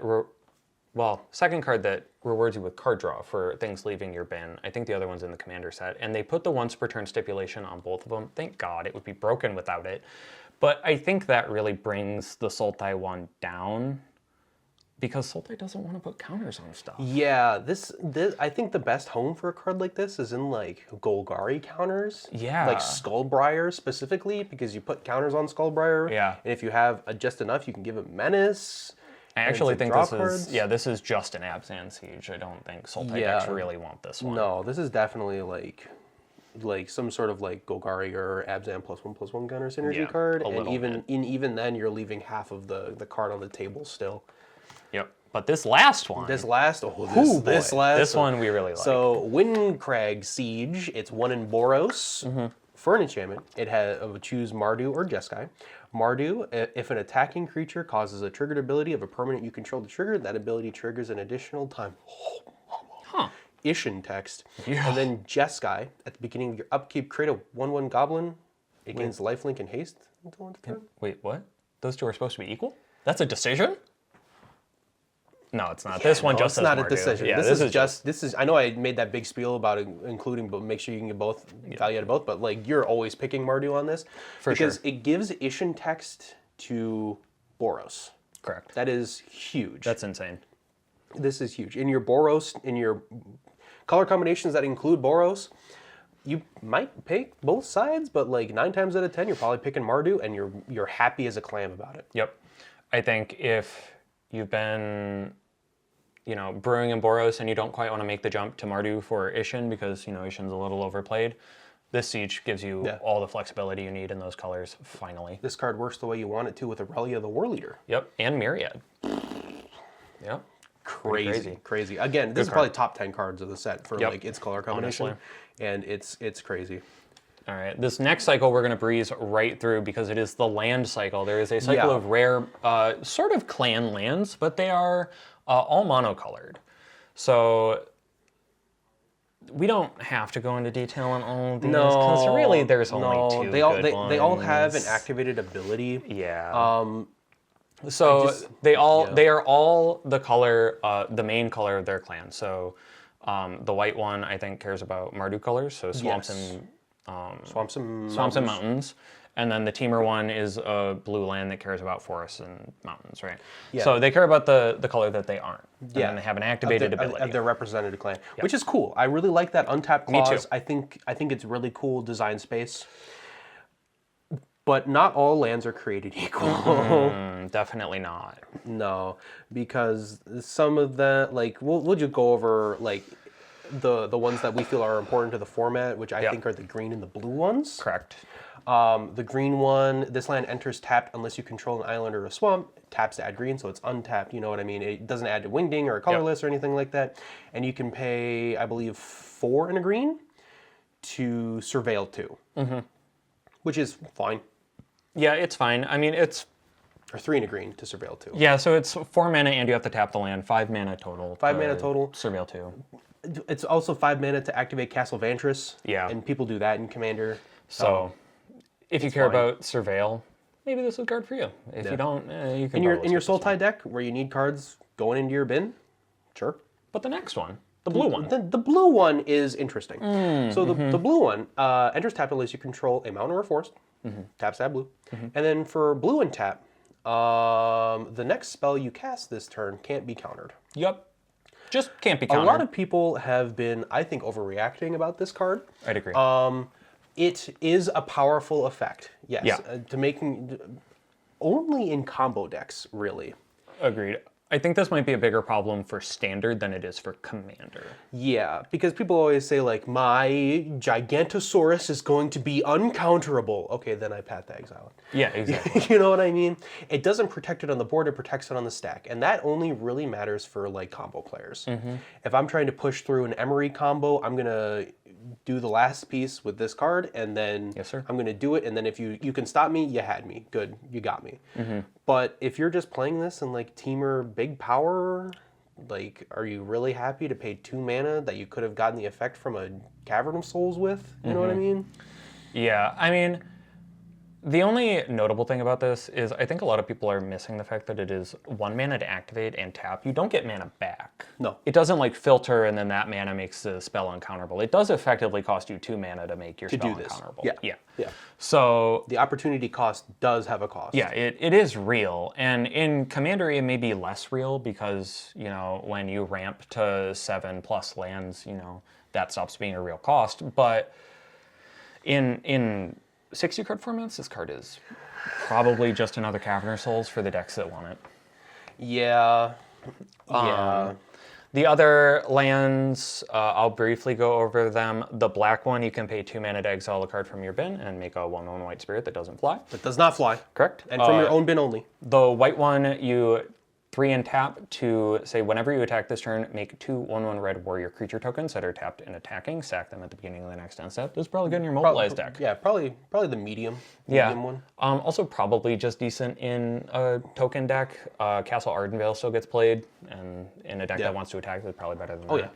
And then Quarry Mountain Monastery says 4 and tap, exile top card of your library until the end of your next turn. You may pay that card, brother. I am not going to pay 5 mana for Impulse 1. Ooh, nope. Not doing that. No, the red one, if we're like ranking these, the red one's definitely at the bottom. 100%. Like, does not matter. Yep. So, yeah. So next we move into the Commander deck, also has a cycle. Well, maybe we should talk about the cycle from the main set, the Dragonstorm Cycle. Oh, there was one more. Yeah, the Dragon Cycle. So let's go ahead and talk about the Dragonstorm Cycle. So each color got a Dragonstorm, and they all do basically the same thing. They are a little bit of mana investment for an enchantment that when it ETBs does a thing. When, is it cast? You cast a dragon? Whenever you... a dragon enters, return this enchantment. Return the enchantment to your hand. So I think the idea being that this is something that you can do repeatedly in either limited or a dragon's deck, because it also says, it doesn't say non-token dragon. It doesn't say only, it doesn't say once a turn. So these are all kind of interesting. I think they might all be worth reading out, just so that we know what they do. Yeah, so we could go in just like Wooburg order. So the white one, Teeming Dragonstorm, 3 and a white enchantment. When this enchantment enters, create 2/2/2 white soldier creature tokens. Soldiers. When a dragon you control enters, return it to your hand. And then the blue one, Roiling Dragonstorm. When it enters, draw 2, then discard a card. When a dragon enters, return the enchantment to your owner's hand. This one only being 2 mana, I think makes it pretty playable. Yeah. Yeah, the black one also is 2 mana. ETB, each opponent loses 2 life and you gain 2 life. Surveil 2. Yeah. Which is good. You know what I mean? It's like a Night's Whisper or it's like Sign in Blood. It's a little awkward because you don't actually get to draw any cards off of it, and you have to care about the life gain, life drain. I think the Surveil is a little awkward, which is rough in a Dragons deck. You know. Yeah. The red one is the one that I think a lot of people are the most excited about. Yeah. If I can find it. Hold on. Breaching Dragonstorm is 4 and a red, so 5 mana.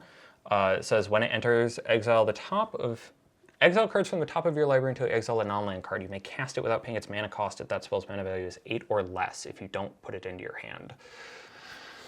So a lot of people are thinking about flipping big dragons off the top of their library with this deck, but honestly, every time I look at that card, I can only imagine it giving me an Abrade or a Chaos Warp. Yeah, or like a Mana Rock. Or something.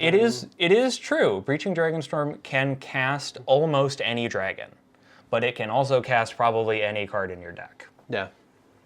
I don't think that this card is particularly good. I don't think I want to pay 5 mana repeatedly to do this effect. No. So it's fun, but I think the green one is also just fun. I think the green one is also of that same persuasion. So Encroaching Dragonstorm, 3 and a green. ETB, search a library for up to 2 basic land cards, put them on the battlefield, tap, then shuffle. It's cool that they both go into the battlefield tap. Yeah. But, I mean, it's still, like... Are you excited to play this? No. I mean, you already got... if you're in 5-color dragons, you already have the best ram spells available to you. Exactly. This is just a permanent that is Explosive Vegetation, and it's like, how much do you care about that? Yeah. Yeah, and if it gets blown up before you play a dragon, you're, like, pissing your pants, so... Yep. It's... mid. I think all the Dragonstorms are cute. I think they're great for limited. I don't think that they're fantastic. Like, I don't think that this is the next coming of Shrines. Yeah. It is not going to happen. Yeah, definitely not that. It's not the second coming of Shrines. Definitely, definitely not. So now we're going to move into the Commander cycle. Yes. The Commander deck, we got one card from the cycle for each deck. Yes. For the clan. Yeah, so it is Will of the clan. So Will of the Abzan, Jeskai, Mardu, Sultai, Temur. So we will start with Will of the Abzan. Will of the Abzan is 3 and a black. Choose one. If you control your commander, they all have this line of text. Choose one. If you control your commander, as you cast the spell, you may choose both instead. Any number of target opponents, each sacrifice a creature with the greatest power among creatures that player controls and loses 3 life, and return target creature card from your graveyard to the battlefield. So it's like Soul Shatter mixed with Reanimate. Yeah. It's pretty good. Honestly, as far as Reanimate rates go, 4 mana with upside is fine. If you control your commander, you also snipe their biggest thing. Exactly. I think for the most part, you want to play this much like you play Zot's Will, where you play it for the top ability, and then the second ability is just gravy on top of that. Yeah. And then we have Will of the Jeskai, which is 3 and a red. Its modes are each player may discard their hand and draw 5 cards, or each instant and sorcery card in your graveyard gains flashback. Until end of turn, the flashback cost is equal to its mana cost. So a weird wheel and Past in Flames? Yep, seems pretty good. Seems, yeah, especially if you're in like, it's mono red, these are all monocolored. Yeah. So including this in your monocolor, 2-color, 3-color type decks just gives you a lot of reach, especially with Past in Flames, and just discarding your hand. Red's always empty-handed, so just giving it more draw that's not impulse is pretty good. I think for anybody that's currently playing Past in Flames, if you don't care about the flashback, this card is an instant upgrade. Yeah, especially with the upside of the player commander do both. Yep, for sure. Yeah. Next up is Will of the Mardu, 2 and a white. Has the commander text. You can play both. Create a number of 1/1 red warrior creature tokens until equal to the number of creatures target player controls. Okay, so call the copper codes. And then Will of the Mardu deals damage to target creature equal to the number of creatures you control. So Kabir takedown. Yep. It's okay. This one's weird. I think this is like meh. Yeah. It's in tokens. Yeah, in tokens, pretty good if you're playing. Tokens? Notably, this one is the only instant of the bunch, so the timing is still pretty good on it, but it's not anything to write home about. I think if you're playing either of the halves of this card already, and you're interested in playing a new card, maybe just pick it up. It is good if you do both. You create the tokens, then deal the damage. Correct. Because you resolve it top down. Correct. So that's good. That's good that you can't Goozle yourself. Same with Will of the Jeskai, where you discard and then give everything in your bin flashback. Yeah. Yeah. Oh, yeah, that'd be awful. Oh, yeah. But yeah, Will of the Mardu, pretty good. Fine. Yeah, Fine. pretty good. Next, we're moving on to Will of the Sultai. This one is 4 and a green, so 5 mana. For a sorcery with the commander text. Target player mills 3 cards, return all land cards from your graveyard to the battlefield tapped. Whoa. Wait, what? Whoa.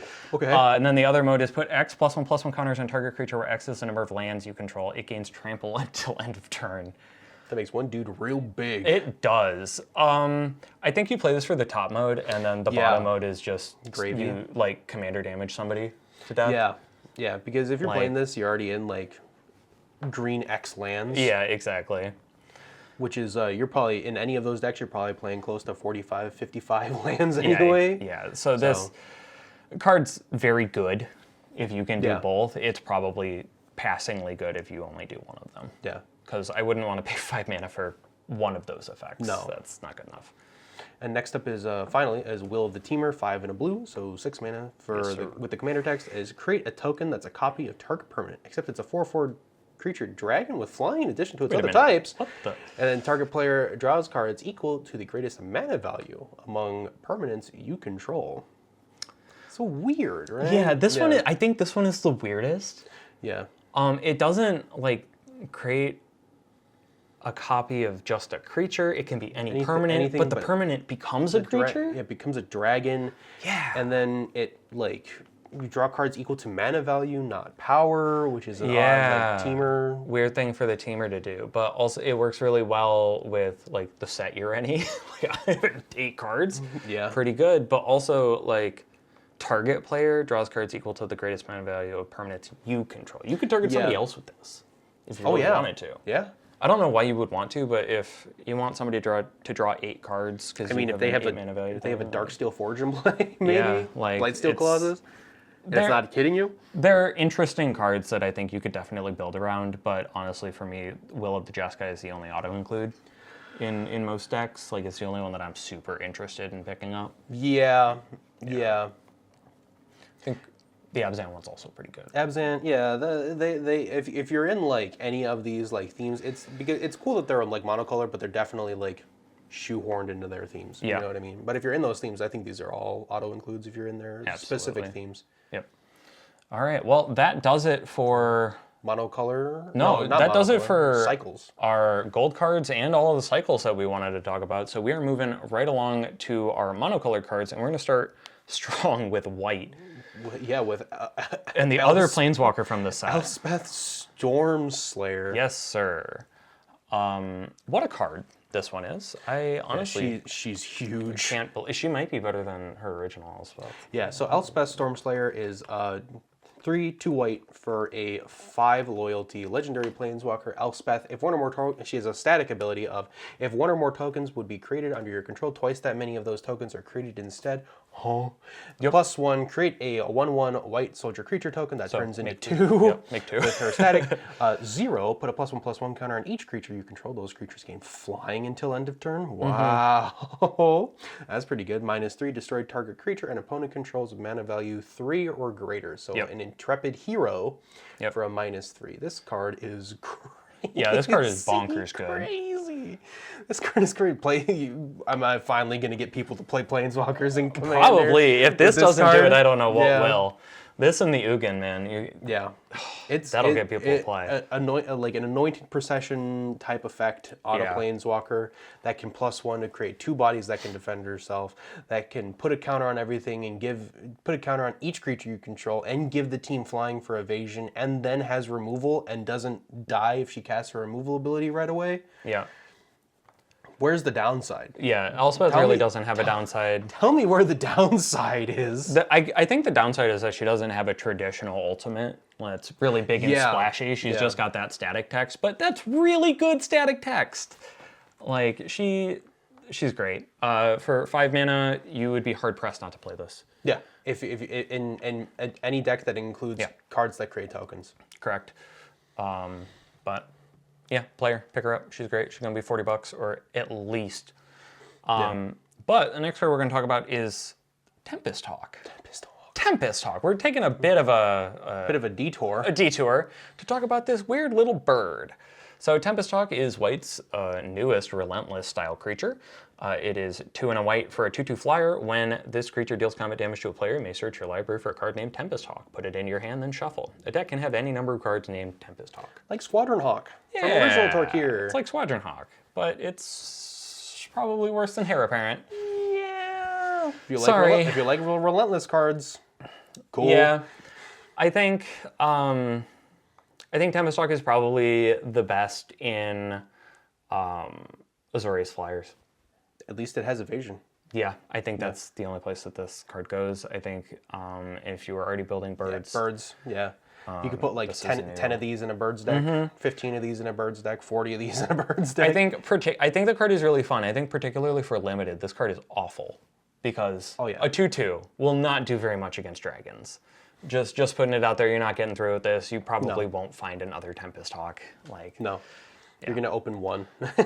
It's notable because you can have any number of them. But other than that, if you're not a big fan of birds, then it's not a good card. No. Our next card, though, Smile at Death. 3 and 2 white for an enchantment. At the beginning of your upkeep, return up to 2 target creature cards with power 2 or less from your graveyard to the battlefield. Put a +1/+1 counter on each of those creatures. Wow. I will say 5 mana, do nothing. You know, because it is an upkeep trigger. But if that upkeep trigger hits, it's hitting. Oh, yeah. It's hitting.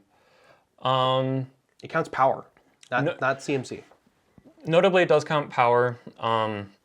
It's a callback, obviously, to Alesha. But yeah, you do kind of have to untap with this. The fact that it's 5 and not 4 sucks. Yeah, it is definitely like a donkey enchantment in your Enchantress decks. It gets back all of your Enchantresses. Oh, I hadn't thought about that. Yeah, so if you're in like an Enchantress style deck, you're probably going to include this because it gets like, maybe in life gain, because it gets back all your Soul Wardens and all that, or Soul Sisters. Yeah, I don't know. For only doing it once, it reminds me a lot of like Riveteer's Ascendancy. Or, this is a 3-mana enchantment that lets you get something back from the bin when you sack something. Yeah, it's like, this is just Mardu recycling. And it's cute. That's all. Yeah.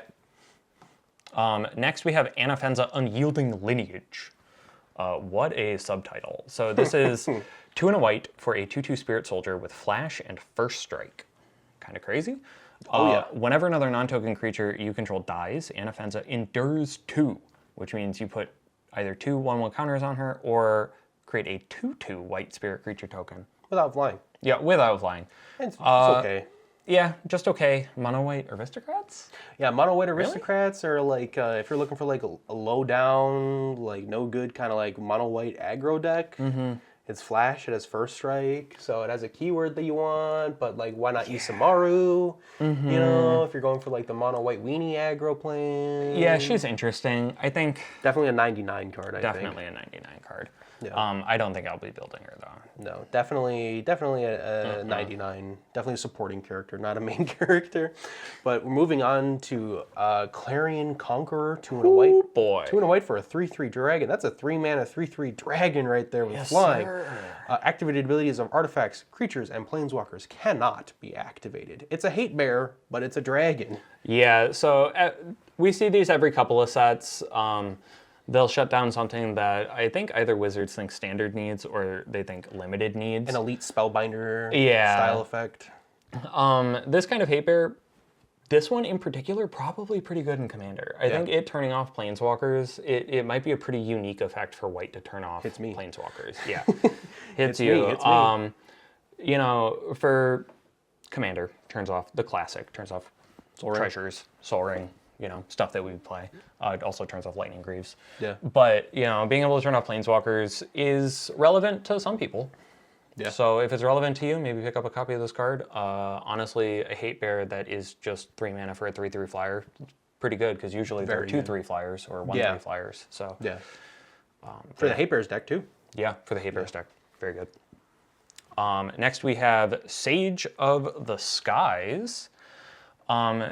Oh boy, this card, it just wants you to do the thing. It really wants you to just do the thing. Yeah, it is a 2 and a white for a 2/3 human monk with flying and lifelink. When you cast this spell, if you've cast another spell this turn, copy this spell. It's cute. It's a 4/6. If you play this card and then play like a creature, you get another copy of it. It's neat. I think particularly for limited, this card probably shines. Yeah. Just being able to get 2 flying lifelinking bodies seems very good. Yeah. And though it may be Jeskai themed, I think the Abzan may have a better time with this card. Or blue-white flyers. Yeah. Like, yeah. Just the combination of flying lifelink and making another, like a token, because it will be a token that comes in and can attack. Like it triggers all your token synergies. It triggers all of your Jeskai, like double spell things. This card just fills a role if you want it to. It's neat. It's neat. And then we'll talk about United Battlefront. 3 and a white for a sorcery. Look at the top 7 cards of your library. Put up to 2 non-creature, non-land permanent cards with mana value 3 or less from among them onto the battlefield. Put the rest in the bottom of your library in a random order. You guys like collected company? Well, we got collected company at home. Yeah, this really is just Coco at home. This card it reads way better than I think it is.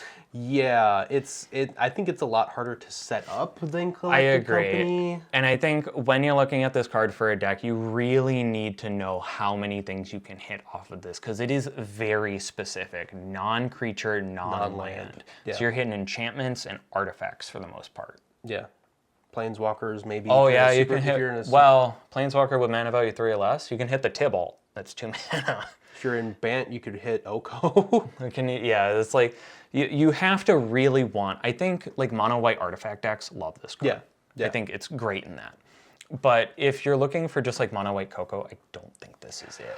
No, definitely. Like if you're like a dedicated combo deck and you're like blue white artifacts or like X white artifacts, then like you can go off with this card. It's just that like in any other style of deck, I think it's value that doesn't really turn up all the time. Yeah. Notably for limited, I think it can grab almost every saga that's in the set. Yeah. I think only the Temur one is 4 mana. I think so. Yeah. Yeah. That's cool. That's going to feel really good if you get to do it in a limited. Put in your saga decks not gonna that feel good are anywhere small. else. Probably not.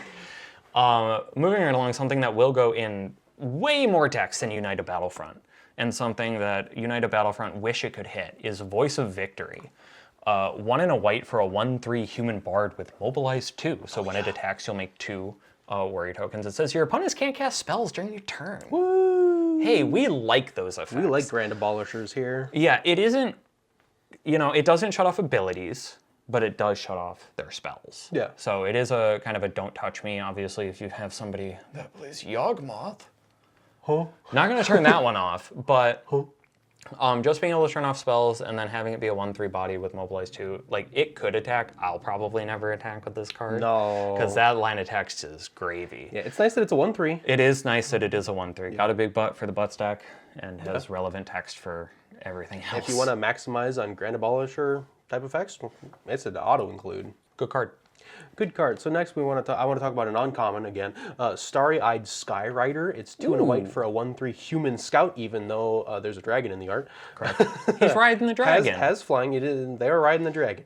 Whenever this creature attacks, it's a jumper. Whenever this creature attacks, gives another target creature flying. But it also has attacking tokens you control have flying.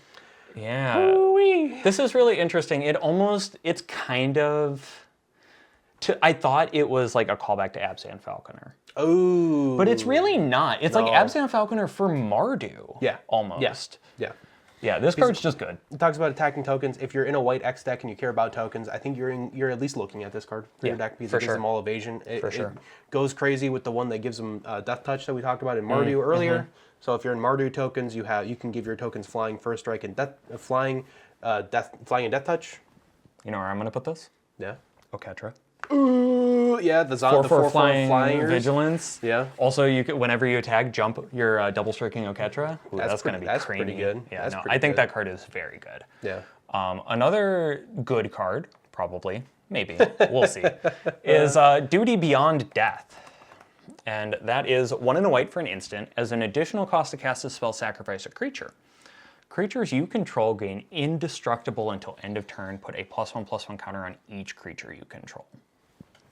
It's a flawless maneuver that gives all your creatures a counter. Yeah, this is just a good effect. For anybody, speaking of Oketra, a card I play in there is Scapegoat, actually, which is, I think, 2 mana, sack a creature. You may bounce any number of creatures you control. Oh, okay. Which is another way to kind of like save your team.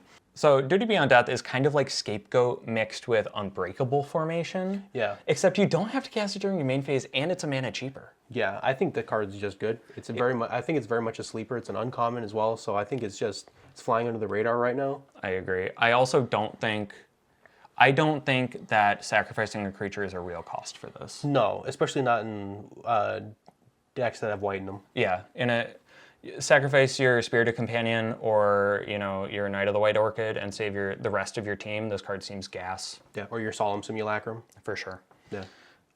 But that does it for white cards from the set. The main set. So now we're moving into the Commander set with Protector of the Wastes.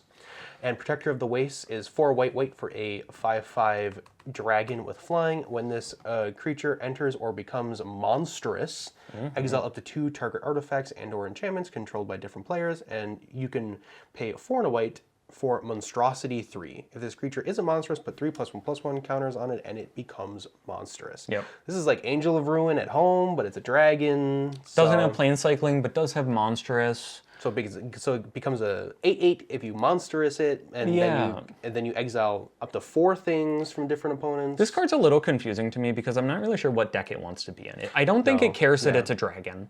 No, not at all. If it's a blink deck, why does it have the monstrous thing? Because then you just want to blink then you right? lose the counters. Yeah, exactly. Yeah. But you could cast it, monstrous it, blink it, then monstrous it again. Yeah, but that's you want to pay 5 mana for that every time? That's a whole lot of mana, though. Yeah, it's like I just don't know where this card wants to go. I think it's just like a blink target that's too slow. I agree. You know what I mean? It's neat if you want to maximize your Angel of Ruins. Yeah, Go but for it. I think I would rather play Angel of Ruins. Yeah. To be honest. Yeah. The next card we're going to talk about, though, I think has very few other cards to compare it to. It is Reunion of the House. 5 white for a sorcery. Return any number of target creature cards with total power 10 or less from your graveyard to the battlefield. Exile Reunion of the House. Talk about helping hand. Yeah. This is a juiced up helping hand. Yeah, so this obviously is gas for your butts deck. Like any deck that cares about toughness is going to want this. If you're playing with walls, this is probably going to be able to reanimate your whole team. Yeah. Outside of that, though, you playing this card? If I'm playing weenies as like the top of my curve so I can get so many of my little hate bears back, maybe? Yeah, maybe, but it's just not as good. I think there are better options that were printed on the plane of Tarkir. Yeah, no, that's fair. Yeah. That's fair. if you want to if you just want to keep reanimating your things over and over again for 7 mana, maybe, but you can't do it over and over again. It exiles itself. Oh, it does exile itself. Yeah, it's not great. I think I would rather play Rally the Ancestors, another Tarkir staple. Yeah, okay, yeah. No, that's fair. Because then at least I get to sacrifice them again. They might get exiled, but I get to kill them. And it's cheaper. But our next card is Inox Strike Leader. It's 1 and a white for a 2/2. It's a bear. It's a dog warrior. Whenever you attack with this creature and or your commander, for each opponent, create a 1/1 red goblin creature token that's tapped and attacking that player. Has an activated ability of sacrifice this creature. Creature tokens you control gain indestructible until end of turn. It's a selfless spirit for your tokens. Yeah. It counts when it or your commander attack. Yeah, which is crazy. I think something that they did in each deck, there's a creature that cares about it or your commander attacking, and that is just so strange. It's weird. I don't think I like it very much. I also don't think I like it because it rewards. This is a whole other thing, but I think it rewards Voltron commanders too much. Anyways. No, this card is gas. I think if you're already playing Adeline, you're probably going to play this card too. Yeah, it's like a weird Adeline. Sacrifice it to give your tokens. So now we can give our tokens indestructible, flying, death type. All in set. All in set. Yeah. Another thing that we can do in set is assemble the legion. Wait, no. Wait, hold on. Aligned Heart is our next card. It's doing its best assemble the legion impression, but Aligned Heart is 2 and a white for an enchantment with Flurry. That's the only thing. It actually does nothing. Yeah. Unless you cast your second spell. Yeah. The Flurry says, whenever you cast your second spell each turn, put a rally counter on this enchantment, then create a 1/1 white monk creature token with prowess for each rally counter on it. Goes hard with proliferate. It does. So it counts as your first spell. It does. It can count as your first spell. It can also count as your second spell, and then it doesn't trigger. Then it feels real bad. Then it feels real bad. I think the only thing saving this is that it is 3 mana, so it's pretty cheap. Yeah. For this type of effect. The tokens do have prowess. It doesn't just make 1/1s with nothing on them. So that's pretty good. Yeah. And it can trigger on the turn it comes down. But for 3 mana, it could also just do nothing. Yeah, for 3 mana, this could do nothing because you only have lands in hand. And it's like, this card is probably going to feel really good when your deck is doing the thing, but really bad if you're not. Yeah.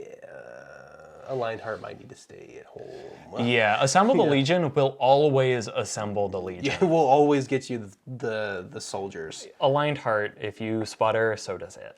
Yeah, so let's continue on with Iron Will Forger. A card that will not sputter. Yeah, 3 and a white for a 3/3 with the Lieutenant keyword. At the beginning of combat on your turn, if you control your commander, target non-legendary creature you control gains Myriad. Correct. End of turn.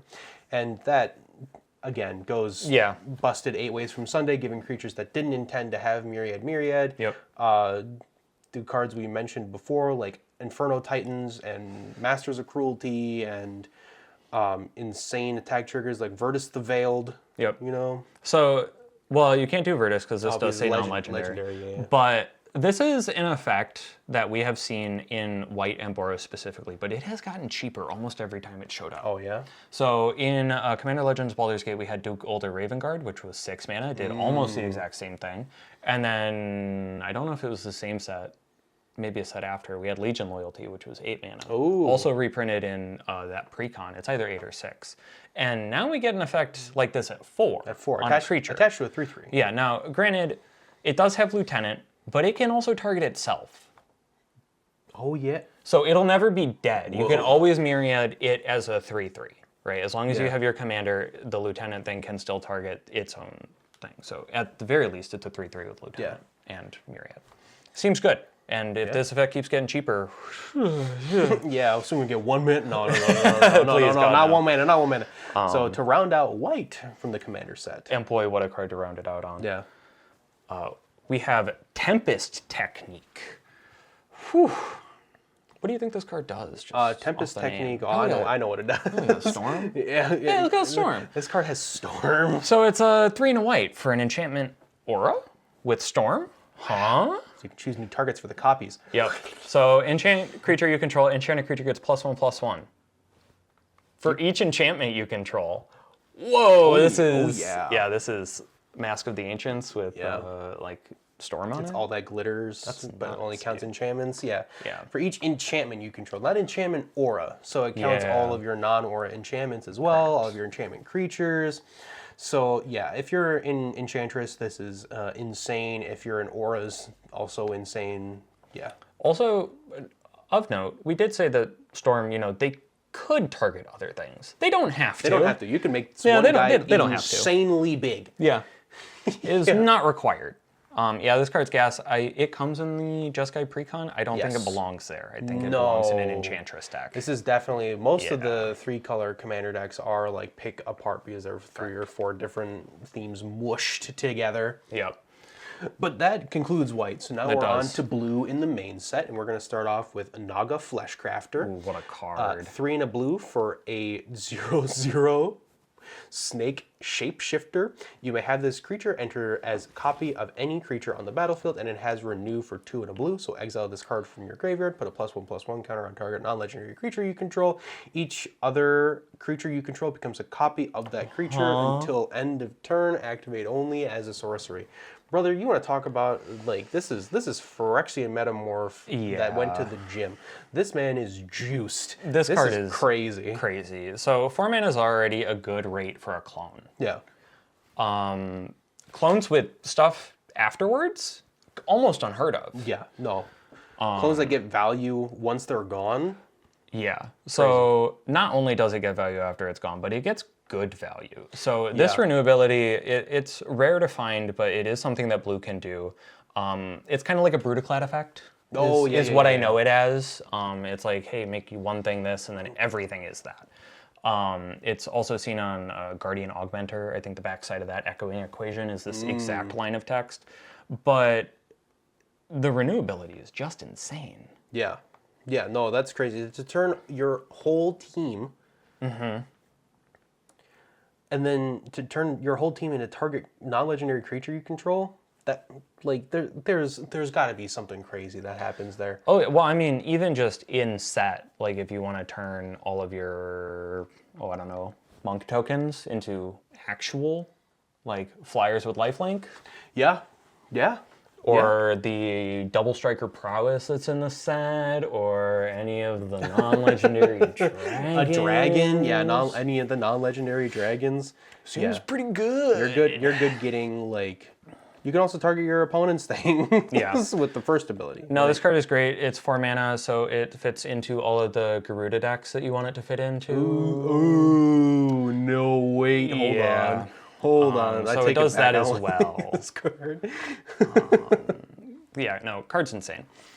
But it notably does not work with the warrior tokens in the set because of the sorcery speed restriction. Yeah. Oh well, it's just cracked every other way. The next card we're going to talk about is not cracked, I think, but it is Dragonologist. Yep. Right? And ETB, you do some searching. This isn't the weird card I thought that it was. I thought it was the one that searches for the artifact. Oh, I can't just do that. No. This one is 2 and a blue for a 1/3 human wizard that when it enters, look at the top 6 cards of your library, you may reveal an instant sorcerer or dragon from among them and put them into your hand. Put the rest on the bottom of your library in a random order. Would have been fine if it just stopped there, to be honest. Yeah. Doesn't. Untapped dragons you control have hexproof. For reasons. I mean, at least she's not a dragon herself. It's true. If she was a dragon, that'd be a little We'd have issues. Yeah. We would have issues. But, I mean, it digs you 6, finds 3 different types of permanents. Yeah. So, it has the upside of if you can give your dragons vigilance. Yeah, I actually don't think that this goes in like most dragon decks. No, I think this not. Goes in a Niv-Mizzet deck. This goes in a Niv-Mizzet deck, or it goes in like like Simic dragons, you know, off the beaten path type dragons. Yeah. But it's a cool card. It's a cool card. And we're moving on to another cool card in Winter Night Stories. 2 and a blue for a sorcery. Draw 3 cards, then discard 2 cards unless you discard a creature card, and it has Harmonize for 4 and a blue. So it's like Thirst for Knowledge, but instead of discarding an artifact, you discard a creature, which is just good because people play a lot of creatures more than artifacts usually. So And it having harmonize is just good upside. Yeah, and I think it being harmonized 4 in a blue means that most things in Temur are going to be able to harmonize You can with this. tap your 4/4 dragon token that you make in set and pay Yeah, 1 exactly. blue, draw 3, then discard 2, or none if you discard a creature. Yeah, exactly. And it's just good. I think this is probably the best thirst card that we've seen, and it's not even part of that cycle. Get me in on the thirst cards. Yeah. However, the next card we're going to talk about, really, we'll breeze over this one. Breeze over this one, yeah. Yeah, This was a me inclusion. You want to go ahead and read it? Yeah, so Ringing Strike Mastery is an enchantment aura for 1 blue. Enchant creature, when this aura enters, tap target creature. Enchanted creature doesn't untap during its controller's untap step, and enchanted creature has 5 untap this creature. The only reason I included this card is because it has a generic mana of 5 to untap target creature. That can get degenerate in infinite mana and certain artifact commander decks that are also Merfolk. So Yeah. Emery, it's a way if you generate infinite mana, you can completely tap and untap, infinite tap and untap, whatever you want to. So The generic untap cost is kind of crazy. yeah, people are like it looks like a blue removal spell, but like it's really if you're degen brained or degen coded, you definitely like look at like, oh, 5, don't have to tap it to untap it. Cool. Yep. So after that, next card we're going to talk about, this one a little lukewarm on, for me at least. It's Taigan Master Opportunist. He's 1 in a blue for a 2/2 human monk with Flurry. So whenever you cast your second spell, you turn copy it, then exile the spell you cast with 4 time counters on it. If it doesn't have Suspend, it gains Suspend. So Suspend being that at the beginning of the owner's upkeep, they remove a time counter. When it has no time counters on it, you get to cast it again. And if it's a creature, it has haste, which will not be... actually, I guess it could be. He doesn't see non-creature. I kind of thought he did. Yeah. I glazed right over that. Yeah. He's just a blue spell copier. Yeah, it's like, I'm sure there's like something that you can abuse that should not have had time counters put onto it that will now have time counters put onto it.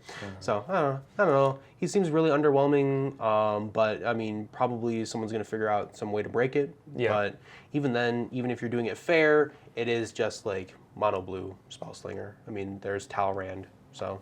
Yeah, I mean, I think the most unfair thing that you can probably do with it is try to copy delve spells or spells with alternate ways to like reduce their cost, because then when it comes off Suspend, you'll just get to cast it without the mana, which is great. But like you have to pay the mana to get the effect anyways, so you got to pay retail for the spell. Yeah, it's just not great.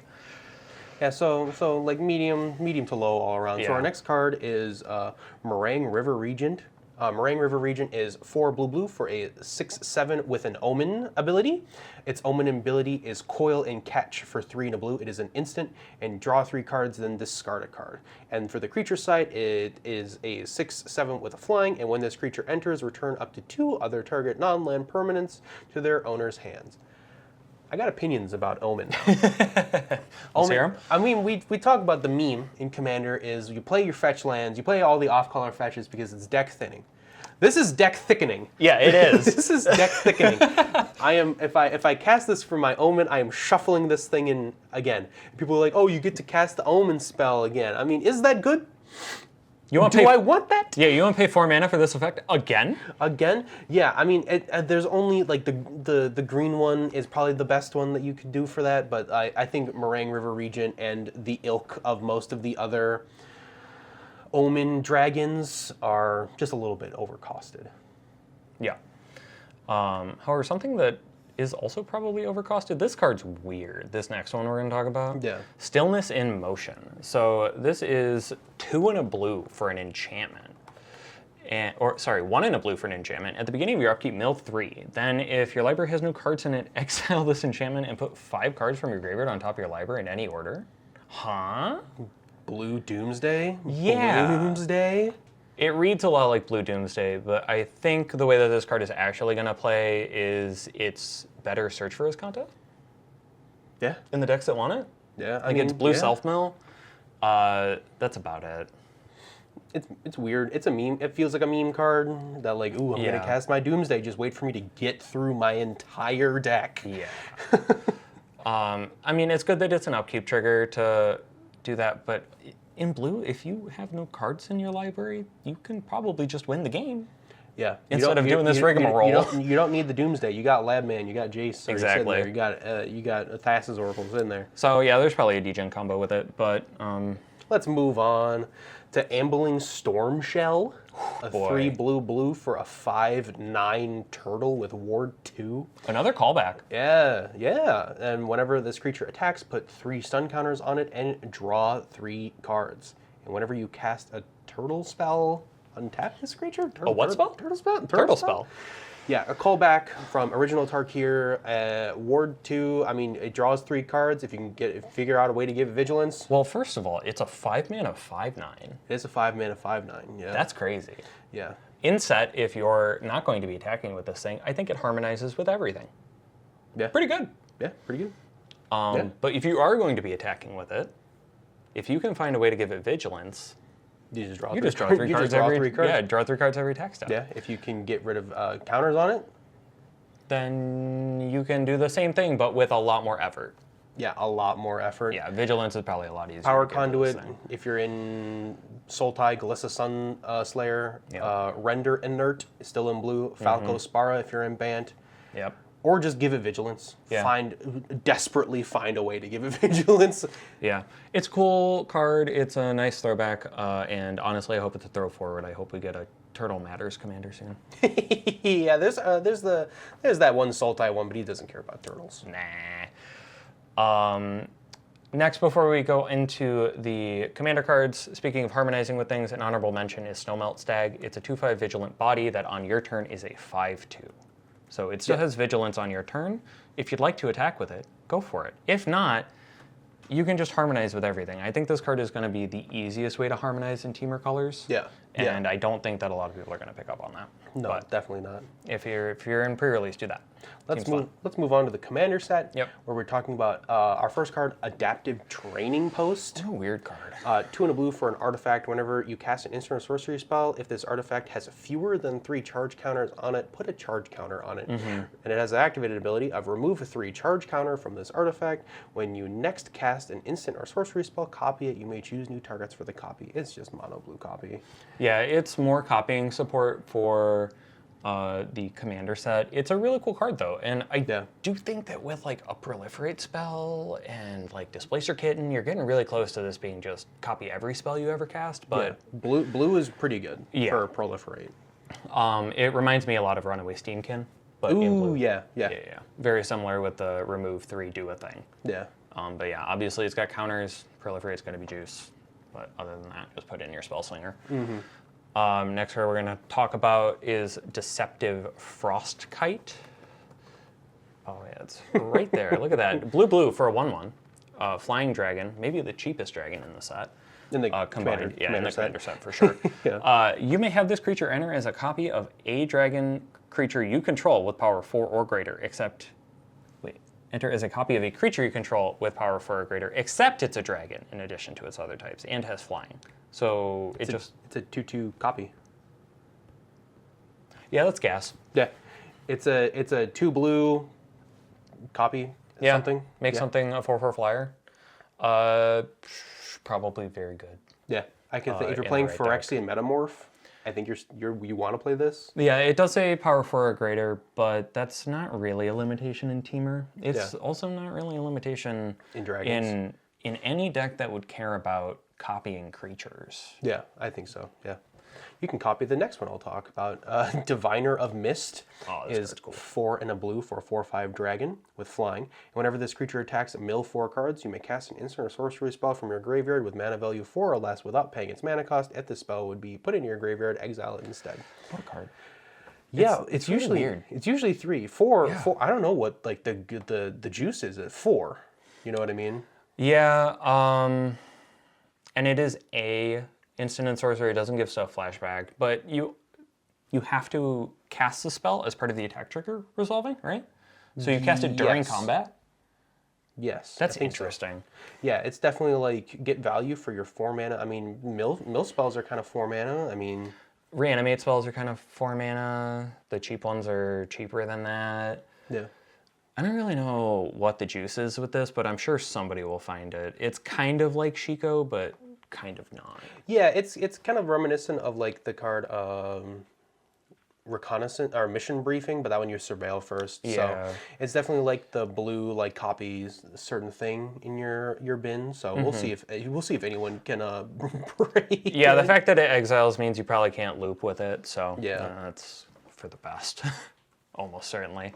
However, next card we're going to talk about is very blinkable with Hammerhead Tyrant. 4 blue for a 6/6 flying dragon. Whenever you cast a spell, return up to 1 target non-land permanent an opponent controls with mana value less than or equal to that spell's mana value to its owner's hand. Woo, bouncy castle dragon. Yeah, so this is Hullbreaker Horror at home.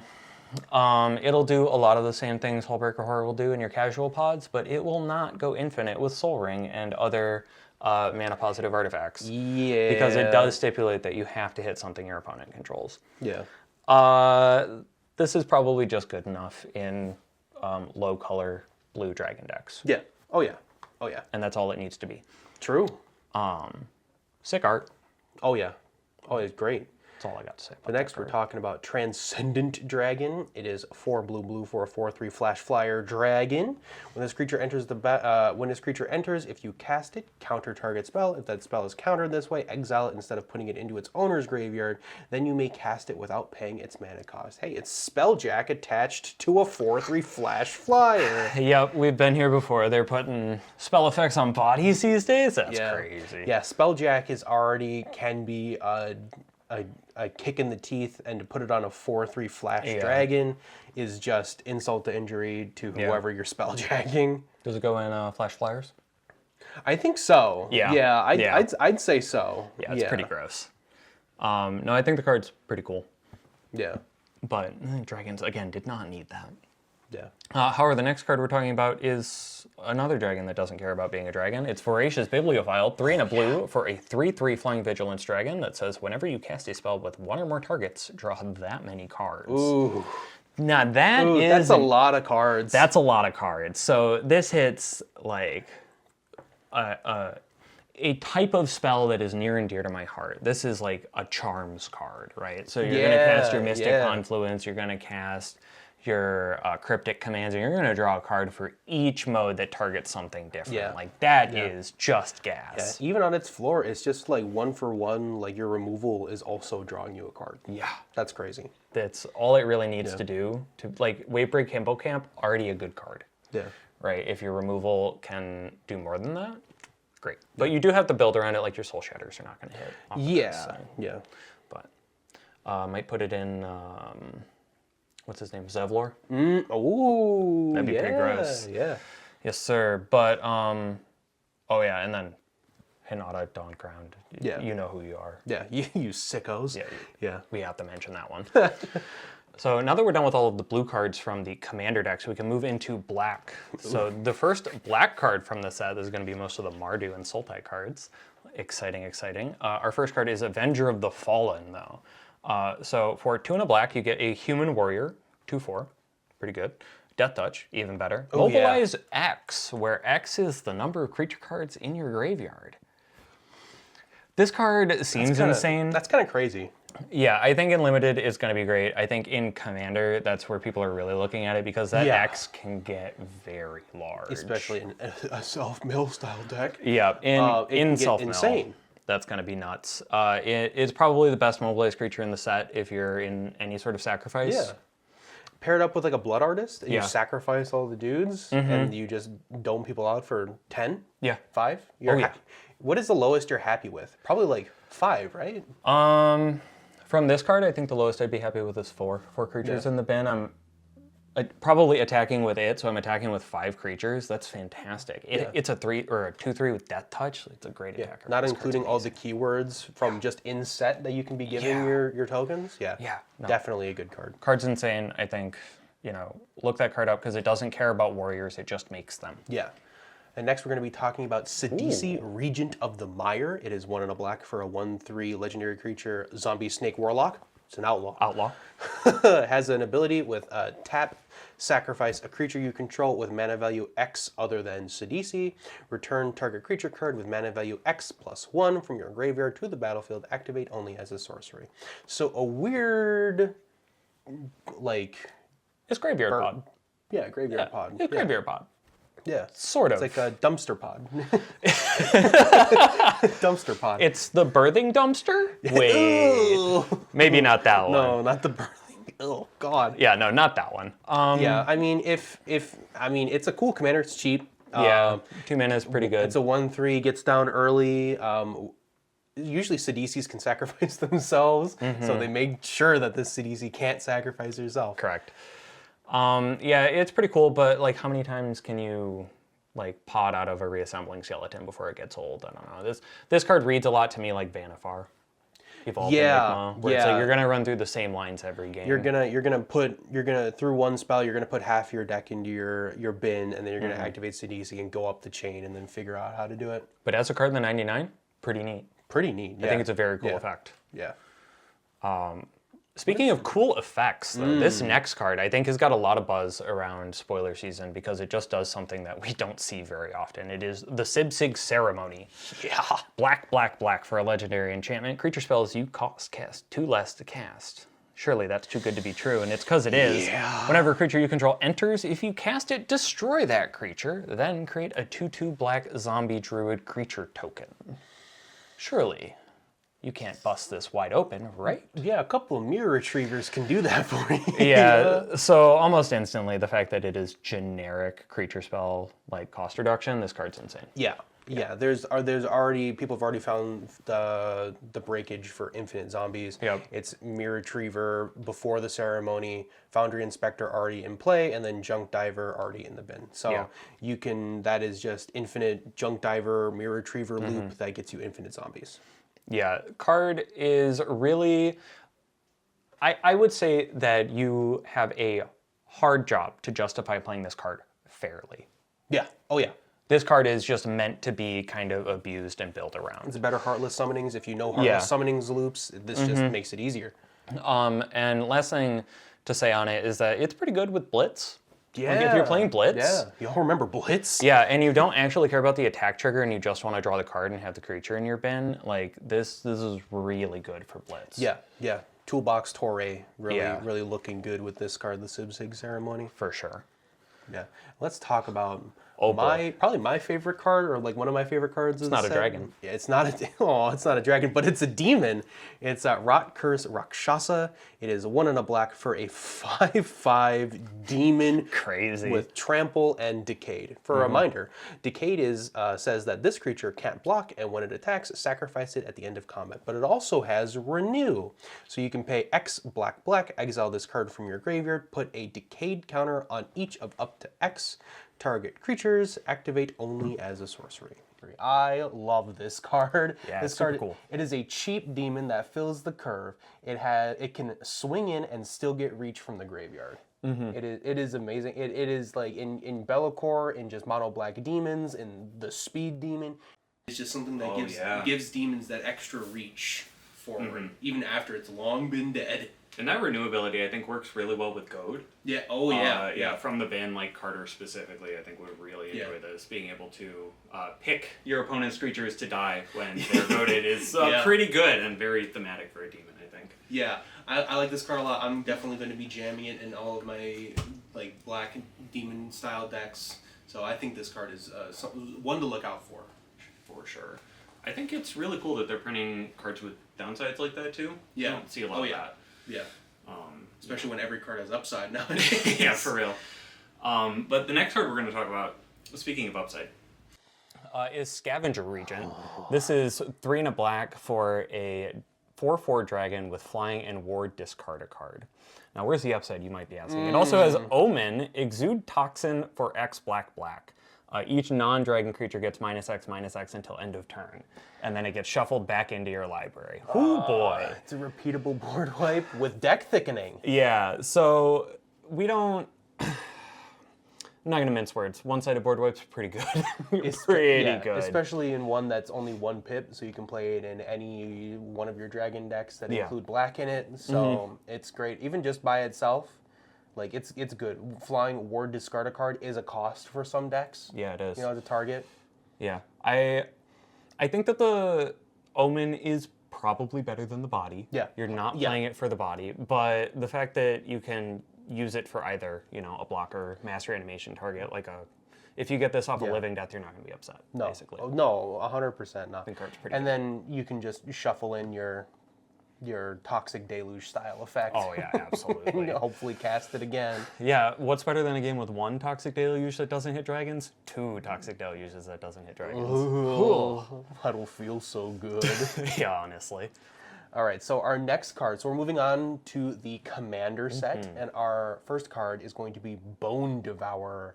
Bone Devourer is a 3 and a black for a 2/2 creature dragon with flash and flying, and this creature enters with a number of +1/+1 counters on it equal to the number of creatures that died this turn, and when this creature dies, you draw X and lose X, where X is the number of +1/+1 counters on it. boy. 4 mana for a 2/2 Yeah. that has to be responded from a board wipe is a little niche, but still you get counter synergy and you get an aristocrat payoff. Yeah, I think this card reminds me a lot of Liliana Standard Bearer, actually. Ooh, yeah. Very similar to that, but I think this card in true dragon fashion wants to stick around after the board wipe and hit somebody a little bit more. Getting big is good. It's a flying blocker. At the very least. With flash. Yeah, with flash. That's not nothing. But then I think in an Aristocrats deck, you're right. Any place that you can control that second dice trigger, or the only dice trigger, I suppose, this card is just straight gas. Yeah, it refuse your hand. Yeah, you take some damage, but you're definitely trading that off to drawing like 3, 4, 5, 6 cards. For sure. I think it has a home somewhere, and I just don't think it's with other dragons. No, it's definitely like a black X Aristocrats or +1/+1 counter style synergy. For sure. But still really cool to see. Never going to complain about more of that effect. However, an effect that we do not see a lot of is this next card, Tival's Judgment. 2 and a black for an enchantment. Whenever one or more cards leave your graveyard, choose one that hasn't been chosen this turn. You get a bit of a Sophie's choice, but not really. It's all upside. Which kid you picking? Yeah, it's draw a card, create a treasure token, or create a 2/2 black zombie druid creature token. So it's like Monument to Endurance. Yeah, so that it does, echo Monument of Endurance a little bit, but it does a very black thing. Yeah. It cares about leaves. Leaves your graveyard. So even if you exile it from the bin, you still get the effect, you know what I mean? And I think, any deck that can do at least one of these consistently every turn wants to look at this card, but if you can do all 3, this card is almost an instant include. Reanimator is just great. You cast Reanimate on your whatever big black donkey card, and then you just draw a card. Yeah. Or ramp yourself 1. Yeah, because 2/2. if you only get to choose one of the modes, drawing a card, Drawing card's pretty good. Yeah, drawing card's pretty good. So yeah, no, this deck is sick. I can't wait to jam it in at least 2 decks, maybe 3. Imagine Reanimate's that draw a card on it. Oh yeah, no, insane. Or imagine if Gravecrawler said, one time when you do this, get a treasure back. Yeah, get to do it again. It's kind of nuts. Yeah. All right. So our next card is going to be Aftermath. Aftermath. Afterlife from the Loam. Now, granted, this is 5 black So 8 mana for a sorcery, but it has Delve, so it's never going to cost you 8 mana. Ever. For each player, choose up to 1 target creature card in that player's graveyard. Put those cards onto the battlefield under your control. They're zombies in addition to their other types. That is a crazy effect to have Delve on. Yeah. You know what I mean? I mean, granted, it's the cost of your own bin, but it's each player. Yeah. It's also yourself. So you can curate your bin, especially in black. If you're playing Black X Graveyard, which is a lot of color combinations can do, you can really curate your bin. Yeah, I think this card to me reads a lot like Breach the Multiverse. Which mills all of your opponents. I think it's like 10 cards or something. Yeah. And then you get to pick something. And while this, might not mill your opponents, you can cast this for 3 mana. You can cast this for 3 black. That's crazy. And then get like Progenitus. Yeah. Or no, maybe not Progenitus, but something along the lines of that, Yeah, even just like, after a board wipe, you have a couple of creatures hit the bin. If you don't care about them, if you delve them away to steal your opponent's 3 best creatures and then your best creature, like this card is just straight upside. Yeah, it's not, it's definitely if you're in mono black or Black X Graveyard, I think you're including this card or looking at it with a very raised eyebrow. For sure. I'm looking at it for a list right now. It is a little rough. I will not lie to you, especially because I'm building I'm brewing, I'd say, a Taval list, and the triple black is a real cost. Yeah. Because when you fully reduce it, it is a triple black spell. Triple black spell in a 3-color deck. A 5-color, that could be a legitimate high ask. But I feel like if you're in mono black, this is just Rise of the Dark Realms. You know what I mean? Yeah, honestly. Or like a reanimate copied 3 times. Yeah. Yeah. Zombie synergy. Zombie synergy. Another really gross place it goes. Yuriko. Yes, another 8-cost spell for Yuriko that can be reduced. But who would do that? That'd be insane. You sickos. However, this next card I think is a little bit more toned back. You might see this in not grown quite as loudly. It is within range. So this is 3 and a black for an enchantment. When it enters, make 2 1/1 red warrior creature tokens. And then whenever you attack, each opponent loses life equal to the number of creatures attacking them. Man, token deck's eaten. Yeah, token deck's eaten big with Mardu and the zombie token support in this set. Yeah. No, I think this card is nuts. It is another Hell Rider with black this time. Yeah. Which is super fun to see. And it works really well with Mobilize and Myriad. Like it's worded the way you want. Yeah. And it works with all of like the Secure the Wastes or any of the Grand Crescendo style effects. If you're in black-white, you know what I mean? But those are like the colors you want to include. Black-white or black X tokens. You really want to like have those massive like little 1/1 dorkies that can get in for huge damage. And you have to attack. It doesn't even say damage. You know what I mean? Yeah, I mean, you have to attack. It also doesn't say you have to attack with a token. Yeah.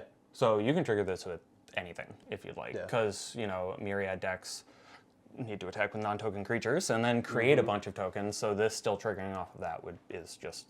They really thought about it. My only complaint is that 4 mana is kind of a lot. Yeah, 4 mana is kind of a lot. At least it gives you 2 bodies that you can eat if you want to. But, But yeah, I think card's pretty interesting. Yeah, so this next one. Next we're going to be talking about Jaws of Defeat. This card's weird. So 3 and a black for an enchantment. Whenever a creature you control enters, target opponent loses life equal to the difference between that creature's power and its toughness. This is definitely a walls card. Yeah. It's weird, but it also might just have synergy in your deck if you take a look at your power toughness like values. Like there's definitely a lot of like 4/7s and 6/7s running around, you know what I mean? But I feel like if you're playing this card, you're definitely in some sort of dedicated walls deck. Walls, maybe, but also ball lightning. It doesn't care which one is higher. True, ball lightning, your 6/1s, your lightning skelementals. Yeah, this card would go pretty hard in that type of deck as well. Yeah. I think that this one, comparing 4 mana enchantments, apples to oranges, they go in very different decks, but I do think that the last one is probably a little bit better. Yeah. Jaws of Defeat, especially since it's target opponent. Yeah, it does have a lot of safety valves on it, but I feel like if you're dropping like a 2 mana 08, I feel like it can kind of get out of hand. Yeah. Speaking of a 2 mana 08, this next card we're kind of going to just breeze over because it goes in one deck. Yeah. And it's Tip the Scales. So 2 and a black for a sorcery with sacrifice a creature. When you do, all creatures get -X until end of turn, where X is that creature or the sacrificed creature's toughness. It's a free sack outlet. It's a free sack outlet. Yeah. This card is really good if you can make it one-sided. Yeah. That's kind of it. Yeah. It definitely is slam dunk for the butts deck. Yeah, slam dunk for a butts deck, or if you just really need, if someone's playing like tokens and you need to sacrifice your reassembling skeleton to clear the board, then maybe you find a home for it, but it's definitely like dedicated butts deck. Yeah, I think any decks being built with like the Abzan kind of set mechanics are going to appreciate this card. I think it was really well designed, but for the broader like commander, escape, I don't think this card's going to make. Works with vehicles. Oh, it does. Yeah. But you have to sacrifice a pilot. Yeah, that's true. Yeah. But you do get to keep all of your vehicles. It's true. You get rid of everything that crews the vehicle, but at least you keep the vehicles. Yeah. Really got to make sure you can tip the scale in your favor for that one. Yeah, so now, that's it for black cards. Yeah, and a little light on the black cards, I'd say. There's a lot of role fillers in the black cards. But now we're moving on to the red cards, and oh boy, are there red cards in this set. Yeah, there sure are. Did you know Dragon's mostly red? Yeah. Crazy. Yeah. This first card I think is very emblematic of the set. We're going to talk about Storm Scale Scion first. Oh boy. Yeah, revealed at MagicCon Chicago. Yeah, we were there. Yeah, we were there. We saw the crowd go nuts, and I was one of them. Because this card is 4 red for a 4/4 flying dragon that says other dragons you control get +1/+1, and that's the whole card. No, there's one more. No, it also has Storm. Storm! So when you cast it, copy it for each spell cast before it. This turn, copies become tokens. So, cast it or cast one spell before it. Hey, all of your dragons get +2/+2 and +3/+3. Yeah, it's pretty good. You don't even need a big storm count to get it to don't. be crazy. You just need like 3 maybe. You know what I mean? Yeah, I think my brain immediately is like, oh, but what if I had like 90 of them? It's like, yeah. That's definitely Magical Christmas Land. It's definitely Magical Christmas Land, and I think you probably only need like 2 or 3 to be happy. You with need it. 2 or 3 to like kill your opponents. Yeah. Honestly, I think as soon as the storm count makes this Crucible of Fire, you're doing pretty good. ooh, yeah, Yeah. yeah. But it is 6 mana, so you really want to be able to cast it with rituals. Yeah, which red doesn't have an issue with. Yeah. Especially big mana rituals. Yeah. So I think Stormscale Scion is definitely, if you're a Dragons deck, you're looking into it. If you're a Spellslinger deck, maybe leave it at home. But definitely Dragons. It is definitely like an aggro option for Stormslinger if you like really enjoy dragons. Because they could just buff each other. Like that might be enough. But nah, you want it in a dragon deck, let's be real.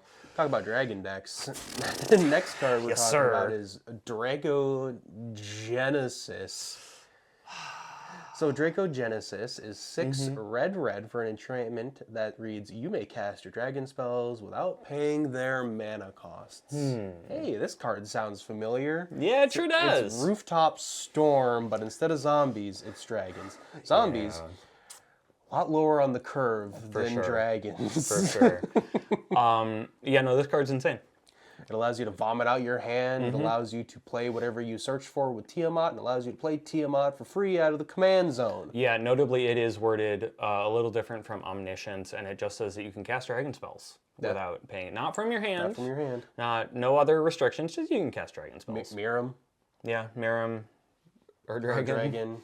Tiamat. Yeah, really anything. No, this enchantment, if it sticks, wins you the game. Yeah. Every time. Yeah. Almost certainly. You maybe need to refill your hand, but you definitely have jumped your hand full of dragons. So I think you're in a pretty substantial position to begin with. Yeah, I mean, it is an 8-mana enchantment. It is an 8-mana enchantment, but if you're in 5 color, you at least include the best green ramp spells. That's true. So you'll get there eventually, right? Yeah. One cute little interaction that I'm looking forward to is Reality Scramble is a polymorph effect that can hit backgrounds and turn backgrounds into Dracogenesis.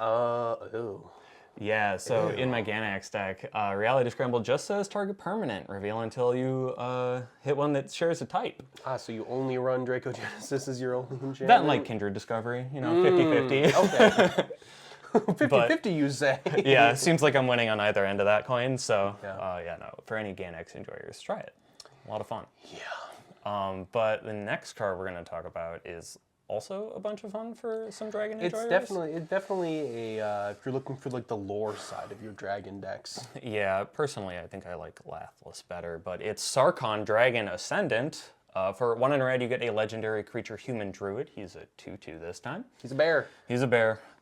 When Sarkhan enters, you may behold a dragon, and to behold a dragon, you choose a dragon you own, or reveal one from your hand. And if you do, you create a treasure token. It's a bear that makes a treasure token. Whenever a dragon you control enters, put a +1/+1 counter on Sarkhan. Until end of turn, Sarkhan becomes a dragon in addition to its other types and gains flying. I mean, he's just a cheap grow threat, and your dragon deck can be your commander. Yeah. So he ramps you by 1 when he enters. So I think he's just like, I don't think he's going to be your dragon commander, but if he is, he's flavorful. Yeah, he's very flavorful. I wish it was enters or attacks his behold trigger to make it, to give like consistent value to the dragon deck. But on ETB he'll ramp you, so cast him on 2 on turn 3. You're untapping with 4 mana. That's typically where dragons start. So he does the one-time kind of ritual effect for a dragon deck. I would say if it was ETB or attack, played on Sarkhan, ETB, reveal Terror of the Peaks, attack, reveal Terror of the Peaks, attack, reveal Terror of the Peaks. It might get a little bit, that would get a little unfun or like annoying, but yeah. For sure. Sarkhan's definitely a role filler or a good flavor commander. Oh yeah, very flavorful for sure. Now we're going to talk about Tressa Light Shatter. The other red legend from this set. Yeah, 2 and a red for a 3/3 legendary creature orc wizard with haste. When they enter, discard up to 2 cards, then draw that many cards, and whenever this creature attacks, if there are 7 or more cards in your graveyard, exile a card at random from your graveyard. You may play that card this turn. I don't like this card very much. I think this card's really cool. It says random. Yeah. And I'm like, meh. Red has a lot of impulse draws, so maybe curating your bins a little hard. Yeah, true, but I think that the impulse draw actually makes the random part less of a drawback. Okay, I can see. I think that this commander really wants to cycle through the deck very quickly. I think cycling might actually be a sub-theme that this would explore. I don't know if cycling in mono red is good. Mono red Tour de France? Yeah. There's the one that gives all your lands in hand red or mountain cycling or whatever. That might be good. But there's an artifact that makes all your cycling free, so... But yeah, the thing about Tersa that I like is you get to play a little bit of a game with your graveyard, and she doesn't cast it for you. You may play it, and then once it is played, it goes back to the bin. So you can roll the slot machine again. Exactly. You just get to roll it again. She's just fun. Let's go gambling! They, not sure. They're just fun. I think the card for mono red is, in a direction that we haven't seen. Also kind of calls back to, what's his name? Tasigur? The card at random. Yeah, card at random thing feels a little bit like Tasigur, but in red. Still not as good, but... Yeah. And then right before we go into the commander cards in red, we wanted to give an honorable mention to Magmatic Halkite. Magmatic Halkite is a 4-mana dragon that when it ETBs destroys a non-basic land. Yeah. But your opponent gets to fetch for a replacement with a stun counter on it. Yeah, I think it's a really cool flavor for land destruction. I think if you have problematic lands in your play group, just throw in a Magmatic Hellkite if you're in red, and then it's kind of just the best of both worlds. You get to take care of the land, and you ramp them, but it's a stun counter. Yeah. Notably, it isn't a May, so if there's only one non-basic under your opponent's control, you do have to get it. But it's just a fun card. I think they should print more creative ways to get around the land problem in Commander. Yeah. Oh yeah. But this next card we're going to talk about, now we're moving into the Commander section. Yes, sir. We're going to talk about Redoubled Stormsinger. Redoubled Stormsinger is 2 and a red for a 3/3 orc wizard. A lot of orc wizards. With first strike, whenever this creature attacks for each creature token you control that entered this turn, create a tapped and attacking token that's a copy of that token. At the beginning of your next end step, sacrifice those tokens. That's a lot of tokens. Yeah, it says token quite a few times. A lot of tokens. But this card is nuts. Yeah, it's definitely a when it rains it pours. Yeah, it definitely feels a little win more. Yeah. But just first off, 3 mana, 3/3 first striker. That's a good body. Yeah. That's just a good body. It is on rate. But the fact that the tokens that you created that turn don't have to have haste, don't have to be attacking, just will give you additional ones. Yeah. It's just good. Notably only works on creature tokens. Yeah. Which is unfortunate for everybody who really wanted to make treasure tokens with this. Yeah, I'm glad you can't unless you animate them. Really? Oh, don't give them ideas. You can do that in red. Only 1 or 2 effects, I'm sure. But no, it's a cool card. Yeah, it's definitely like if you're in like a token style deck, it's definitely like worth an include because it just like floods the board full of them. Yeah. It is an orc and a wizard, which are 2 kind of unfortunate creature types for it to be and care about tokens. Like neither of those are noted for their token synergies. Definitely not a warrior. Yeah, I'm glad it's not a warrior or a human, but human warrior. But yeah, I think in a mobilized deck, this is probably one of the best mobilized cards. Yeah. Probably the best red mobilized card in your mobilized deck. Yeah. Card's pretty cool. Speaking of other cool cards that, aren't fantastic, but are just neat. Our next card is Caldera Pyremaw. This is 3 and a red for a 3/3 flying dragon. Look at that, dragon that flies.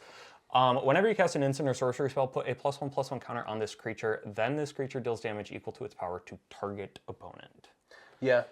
Yeah. It's cool if you're in like gutter snipe style effects. If you're in if you want a top end for like your spell slinger. It does kind of just read as dragon gutter snipe. It's like big gutter snipe. It does only hit one opponent. Yeah. But, you know, given enough time and given enough spell casts, it will end the game the same way. If you care about like life loss from your opponents. Yeah, it also cares about its power, not necessarily the number of counters on it.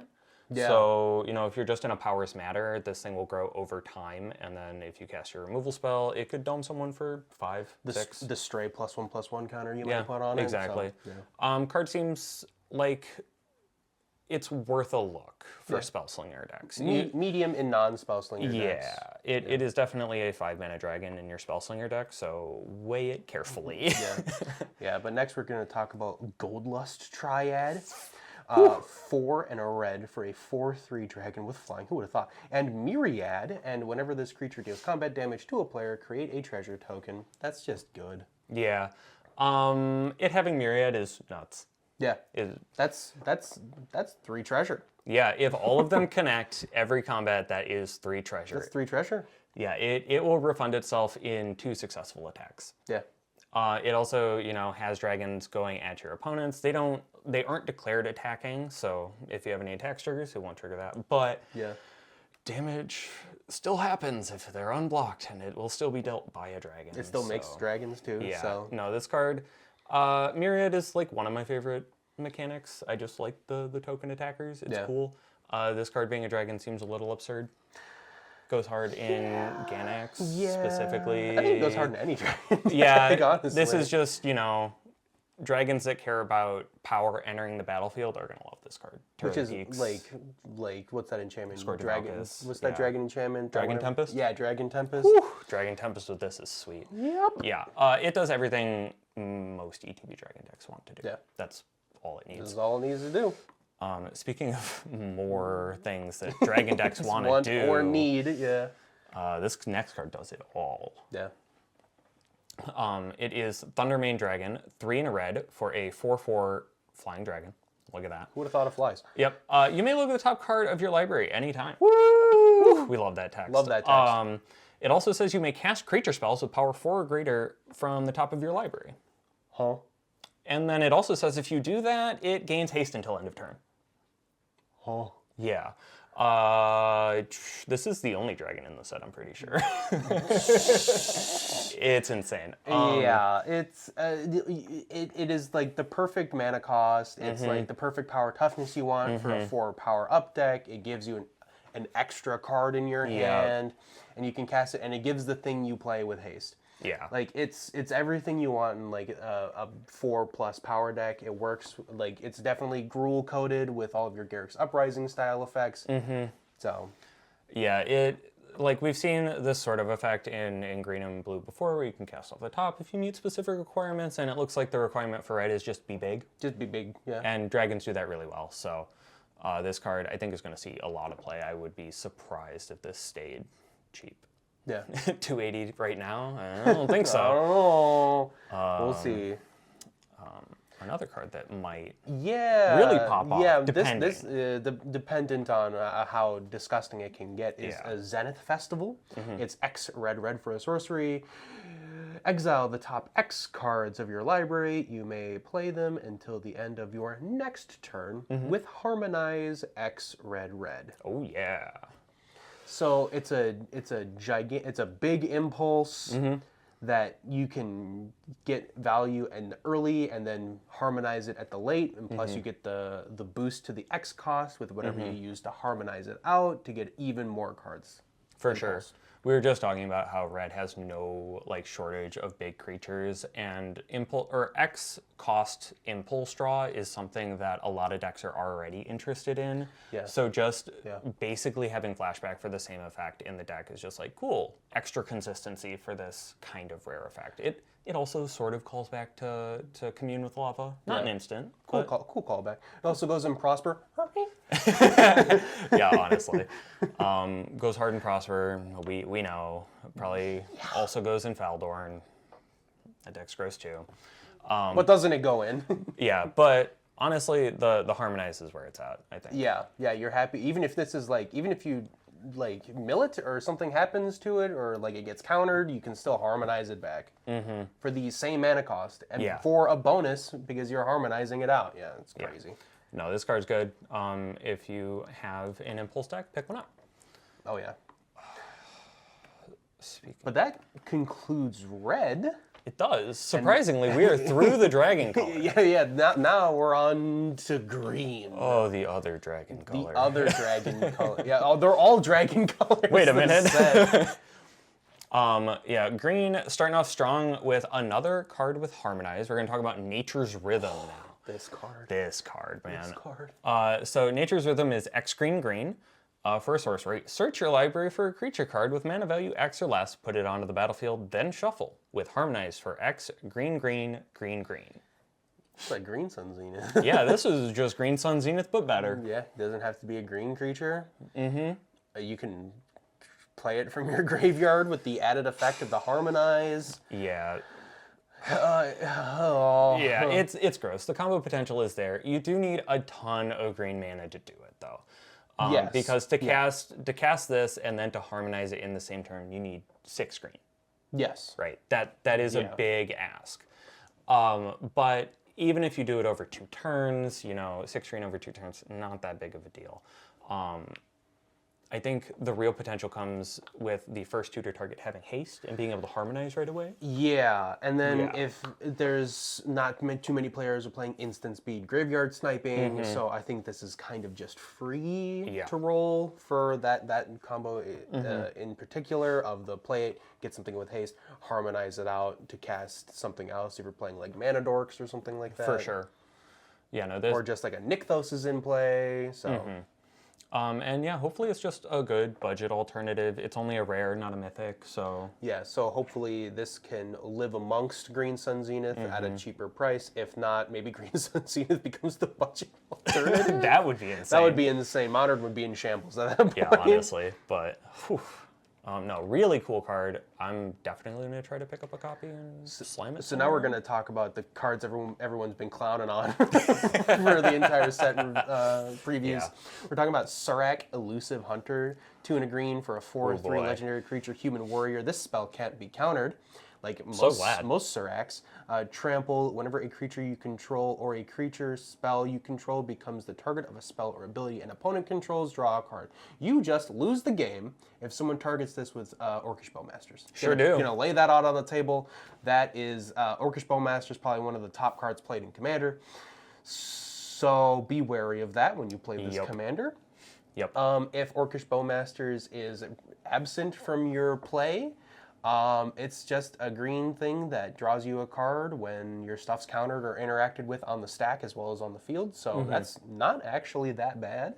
Yeah, I mean, it's a 3-mana 4/3 with trample, so on its face, it procs a lot of like Power Matters stuff. That's okay. I personally am not very high on this card. No, I think this card stinks. Yeah, I think this card will be like 3 cents. Yeah, I definitely think this card stinks. If Orcish Bowmasters is definitely a glimmer in the background of the eye of your play group, maybe bring it. But I feel like this is a pretty cool way to lose the game. Yeah. Yeah, Shaper Sanctuary in a body. Who knew? Not super exciting. If you want to bring it to a meme night, sure, go ahead. Oh boy. Let's talk about a good green card. Yeah, let's talk about a good green card. A good green dragon, won't you believe it? We're going to talk about Bloomvine Regent. This is 3 green for a 4/5 flying dragon with whenever this creature or another dragon you control enters, you gain 3 life. But it also has Claim Territory as an omen for 2 and a green. And that says, search your library for up to 2 basic forest cards, reveal them, put one onto the battlefield tapped and the other into your hand, then shuffle. So cultivate, sort of. Yeah, like an odd cultivate that deck thickens. Yeah, and then you shuffle it back into your library. Yeah. This card just seems good on both fronts. Yeah. So it's worth talking about, I think. Yeah. It's incidental life gain on the body. I don't think you're ever like kicking yourself in the butt whenever you try to cast the body. But also if you're early in the game and you want to claim territory, shuffle it away, and hopefully you see it again. Yeah. Then you can just get some more forests. It is only forests, so maybe in your, I was about to say mono green. Hell no, mono green dragon deck. Right. Well, maybe in like your two color, maybe three color Maybe dragons three-color, deck. yeah. Maybe Miram wants this card, but me. It depends, yeah. Yeah. I think the real determinant for this is if you're in green, you're obviously going to be playing the ramp effects already. So it's like, how much do you care about the body? Do you need this one? Yeah, You know do what you I need mean? this one? But Do that you- means you need to get the most value off of the body, and the body's incidental. So Right. you have to play dragons for it to proc. So. Yeah, because gaining 3 life just off of it, not good enough. Just worth not it. good enough. Just play Thragtusk. Yeah, just play Dragonstorm at that point. Cards, if you want the Cultivate effect, very good.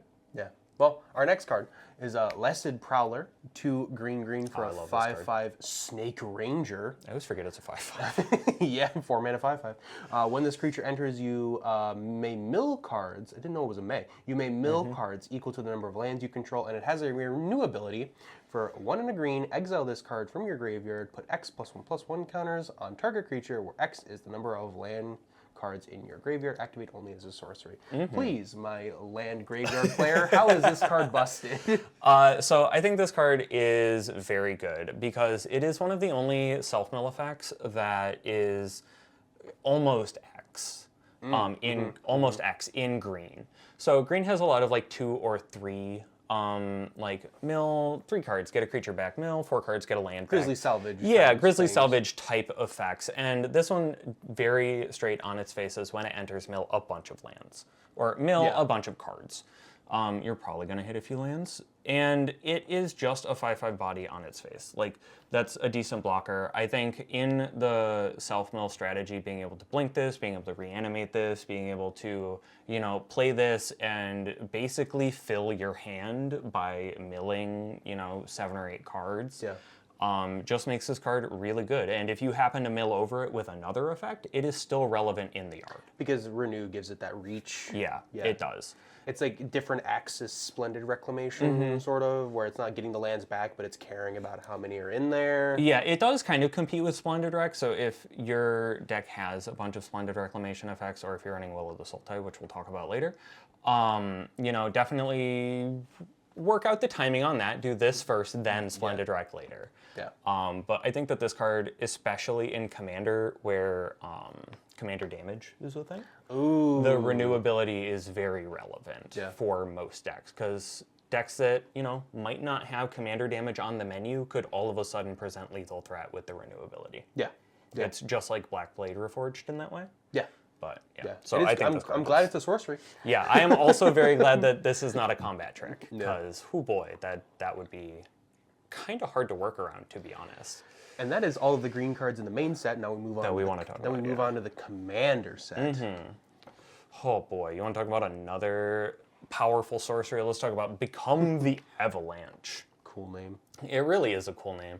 This is 4 green for a sorcery, so 6 mana total. Yep. This better win me the game, I swear. It might. It might. It says draw a card for each creature you control with power 4 or greater. Then creatures you control get +X until end of turn, where X is the number of cards in your hand. Like a conditional overrun. Yeah, it's almost like another take on Shamanic Revelation. Yeah. Is what it reminds me of. Yeah. Yeah, it's definitely, like, you will draw a lot of cards if your deck's built around it, but how many cards are you drawing versus is that worth it? Are you swinging immediately after with the power toughness if you're only drawing like 4 cards? And also, you know, it is worth noting, doesn't give trample. Yeah, It's just a power does not toughness give buff. evasion. Yeah, I mean, if you're running Gulta and you draw like 3 cards, yeah, you have a 13/13, but you know. Yeah, I think this deck, I think this card reads very well. You're like, oh yeah, sick, I'm gonna draw a bunch of cards and then I'm gonna swing in with my big board, and it's like, all right, if you were doing that, how much did you need the card draw? Yeah, could you have just played Craterhoof? Yeah, could you have just played Hoof? Because, you know, if you don't kill the table, you did just draw a bunch of cards. So Yeah. putting a bit of a target on your back. Yeah, I think that this card might end up being a little bit more awkward than it reads, but it is definitely exciting. Yeah, in your power 4 or greater decks, I Yeah. think you're still looking at it. For sure. So our next card is going to be Blood Collar Scourge. Brood Collar Scourge. Brood Collar Scourge, excuse me. So it's five green for a dopey dragon with flying. It's a 5/7.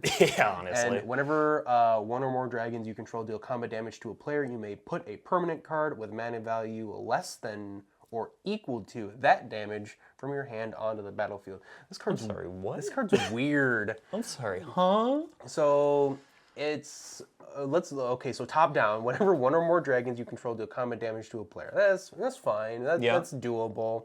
You may put a permanent card with mana value less than or equal to that damage from your hand onto the battlefield. So if you deal 5, you get to drop A 5-drop. a 5-drop permanent for free. Yes. 5-drop. Mana value less than or equal to, so it could just be a land. Yeah, it could just be a land. So ideally, you're triggering this 3 times, hitting each of your opponents once, and getting a drop. So you need to have this in play, be swinging with a bunch of dragons, and have things in your hand. Have things in hand, but or it could just be one thing. You know, That's true. It could just be Call the Spirit Dragon. Yeah, it could just be the 5-mana enchantment. Yeah. Yeah. Yeah. No, this card is kind of strange. It doesn't really remind me of anything, and I'm honestly a little hard pressed to see like what this card wants to do. There's someone frantically saying how this card's broken, but I just can't like really see it. I know it's good. I know the effect is like, oh, when it hits me, I'm gonna be real sorry that I let it hit me. But it's just I don't feel I feel like it's win more. Yeah. You know what I mean? Especially at 7. You know. So still good. Still like, good. Don't get me wrong, it's good. But I feel like if I'm including, this is probably one of the last dragons I include in my 5-color dragons deck. Yeah. You know?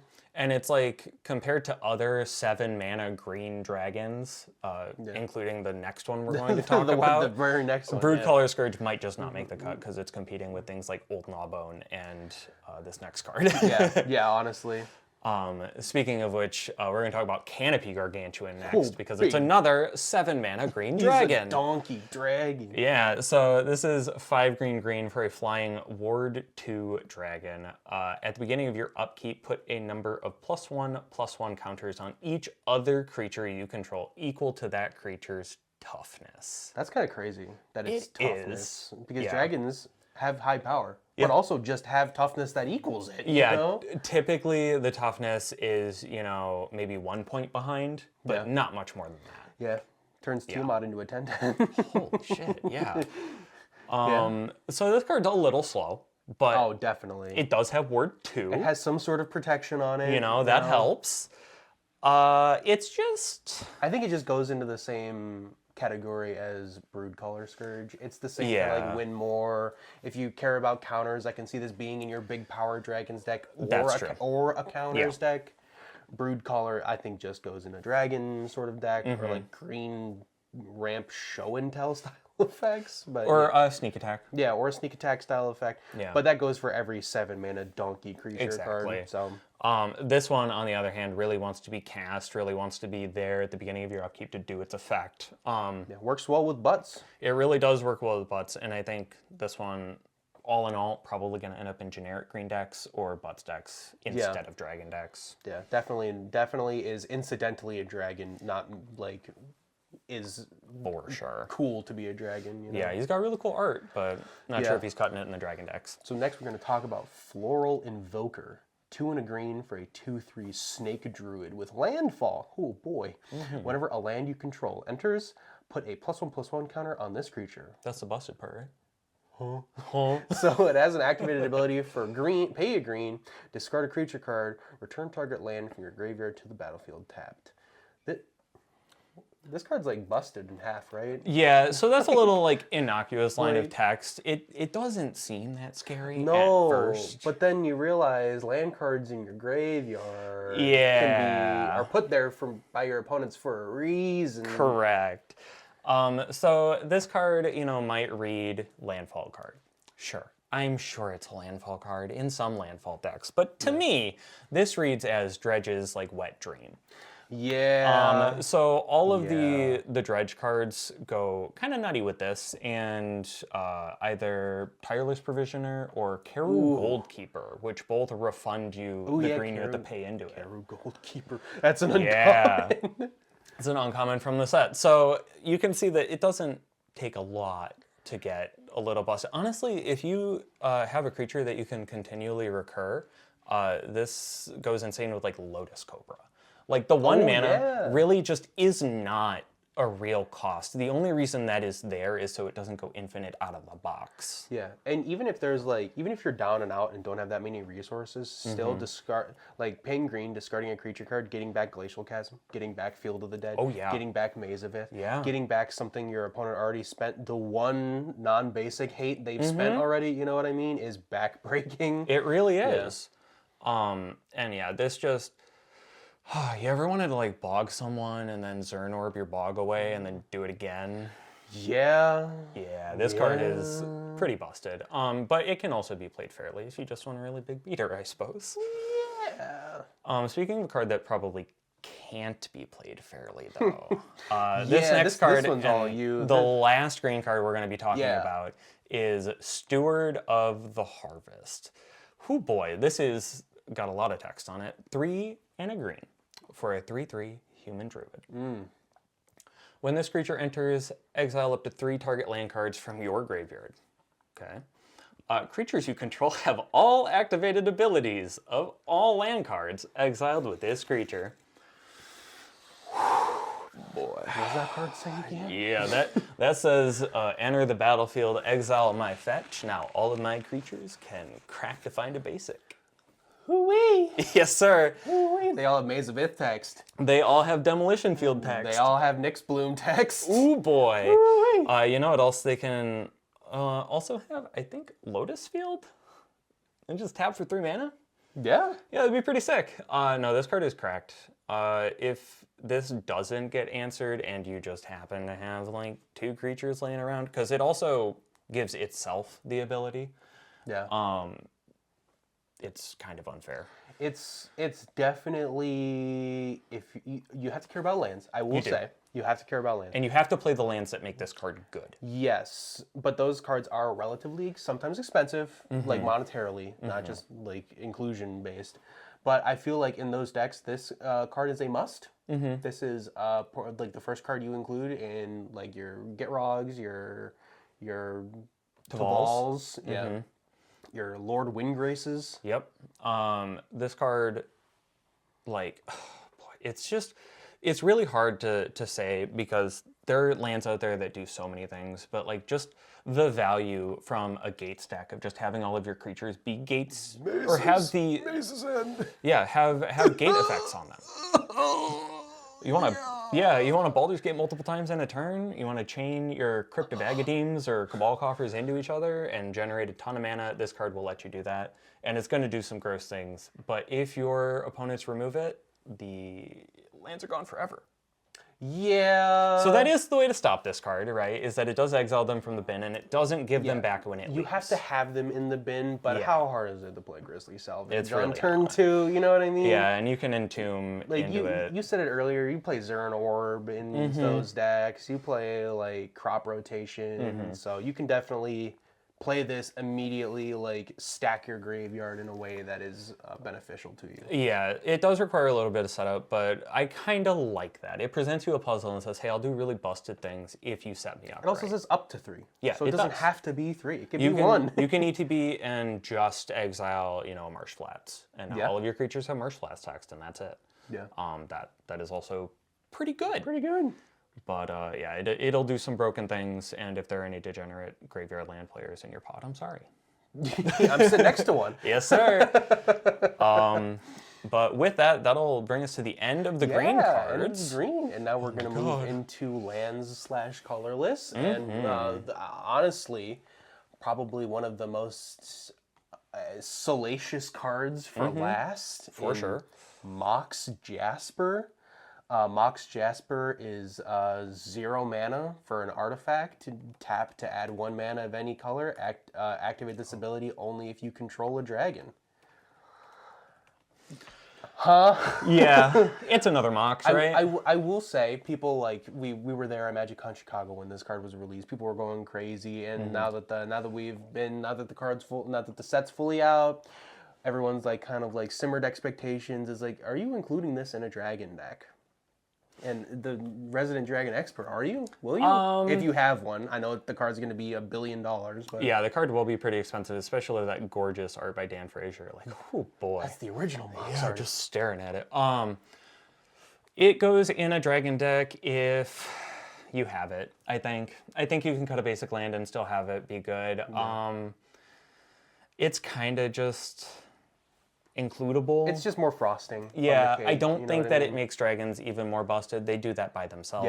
Yeah, it's definitely like it's the meme of like make them pay for it. It's like you Yeah. can't keep getting away with this. Dragon players are going to get away with it. Yeah, no matter what. Especially with Mox Jasper. Granted, there are no low dragons on the curve, but that can Yeah. be filled out with like role fillers or changelings. So For the like 3 of you that have a, what is it, Corlessa, the 2 mana Simic dragon commander from one of the D&D sets, card I'm goes sure, hard in it? yeah, this card goes insane in that deck because you have it online turn 2. But Yeah. for every other dragon player whose curve starts at 5 or 4, now thanks to Tarkir, maybe if you have it, jam it. If you don't, it's 0. You're not missing a lot. It's like the cost of inclusion is akin to a land, like you said. However, speaking of lands that are auto-includes in most dragon decks, the last card we're going to talk about today, I think, is Maelstrom of the Spirit Dragon. Ooh, yeah. So this is a land, it taps for colorless. You can also tap it for 1 mana of any color. Spend this mana only to cast dragon or omen spells. Deck thickening. Deck thickening. And then it has 4 tap, sacrifice this land, search your library for a dragon card, reveal it, put it into your hand, then shuffle. Sounds a lot like Inventor's Fair to me. Sure does sound a lot like Inventor's Fair. It's just like an auto include. It has Yeah. the reach in the late game to search for whatever dragon you need at the current time, and taps for any color. Yeah, it's very similar to the other Spirit Dragon. What is it? Nexus of the Spirit Dragon from last time? Yeah, Haven. Haven of the that gets Spirit it from your Dragon. graveyard. This one gets it from your library. It's just a good effect. Yeah. You know, when you need it, having it in your mana base is going to feel really good. You're going to feel like a good deck builder for it. But Yeah, it doesn't have a stipulation of coming in tapped if you control a dragon or anything like that. It just it comes in tapped, taps for a colorless, and then gives you the upside if you're like playing the creature type. yeah, just super good card. But that'll do it for Yeah, that'll be the last card we'll be talking about Yeah. today for our set review of Tarkir Dragonstorm. So yeah, overall heat check on the set. What are you thinking? Oh boy, I think the set is really good. It was almost everything that I wanted. Oh yeah, yeah. Yeah, I think all of the Spirit Dragons are really cool. I am not the biggest fan of the win the game enchantment. Yeah, Call of the Spirit Dragon is a Yeah. little bit egregious. And Omen as a mechanic doesn't really call to me, but Mobilize really does, so I'm winning there. yeah, I think the lore is great. I think the art is great. Oh, I yeah. think all the Slam treatments dunk. are fantastic. I think Wizards really did a good job with this one. My only complaint, there's too many cards. Thanks for there sticking with are us. a lot of cards. Yeah. And for me, I'm on record as being a dragon hater Mm-hmm. and 3-color up hater, and I like a lot of these cards, and I definitely will be building a commander or 2 out of them. Yeah. So I think they nailed it out of they hit it out of the park with the flavor, like you said, and I'm excited to see what is going to be in the future for in-universe sets. You know what I mean? So. Honestly, this set just gets me more excited for our next trip back to Tarkir. Oh, we have to get through Lorwyn first. Oh, I know. Yes, we do. Well, that's going to be it for us today. We would really appreciate it if you hit that like button, maybe left us a comment about what you're building from Tarkir Dragonstorm. Maybe hit a like so you know so through all of this effort, we know you liked it. Yeah. And that is going to be the Turn Zero podcast presented by Snapkeep, and we hope that every hand is a Snapkeep. Bye-bye.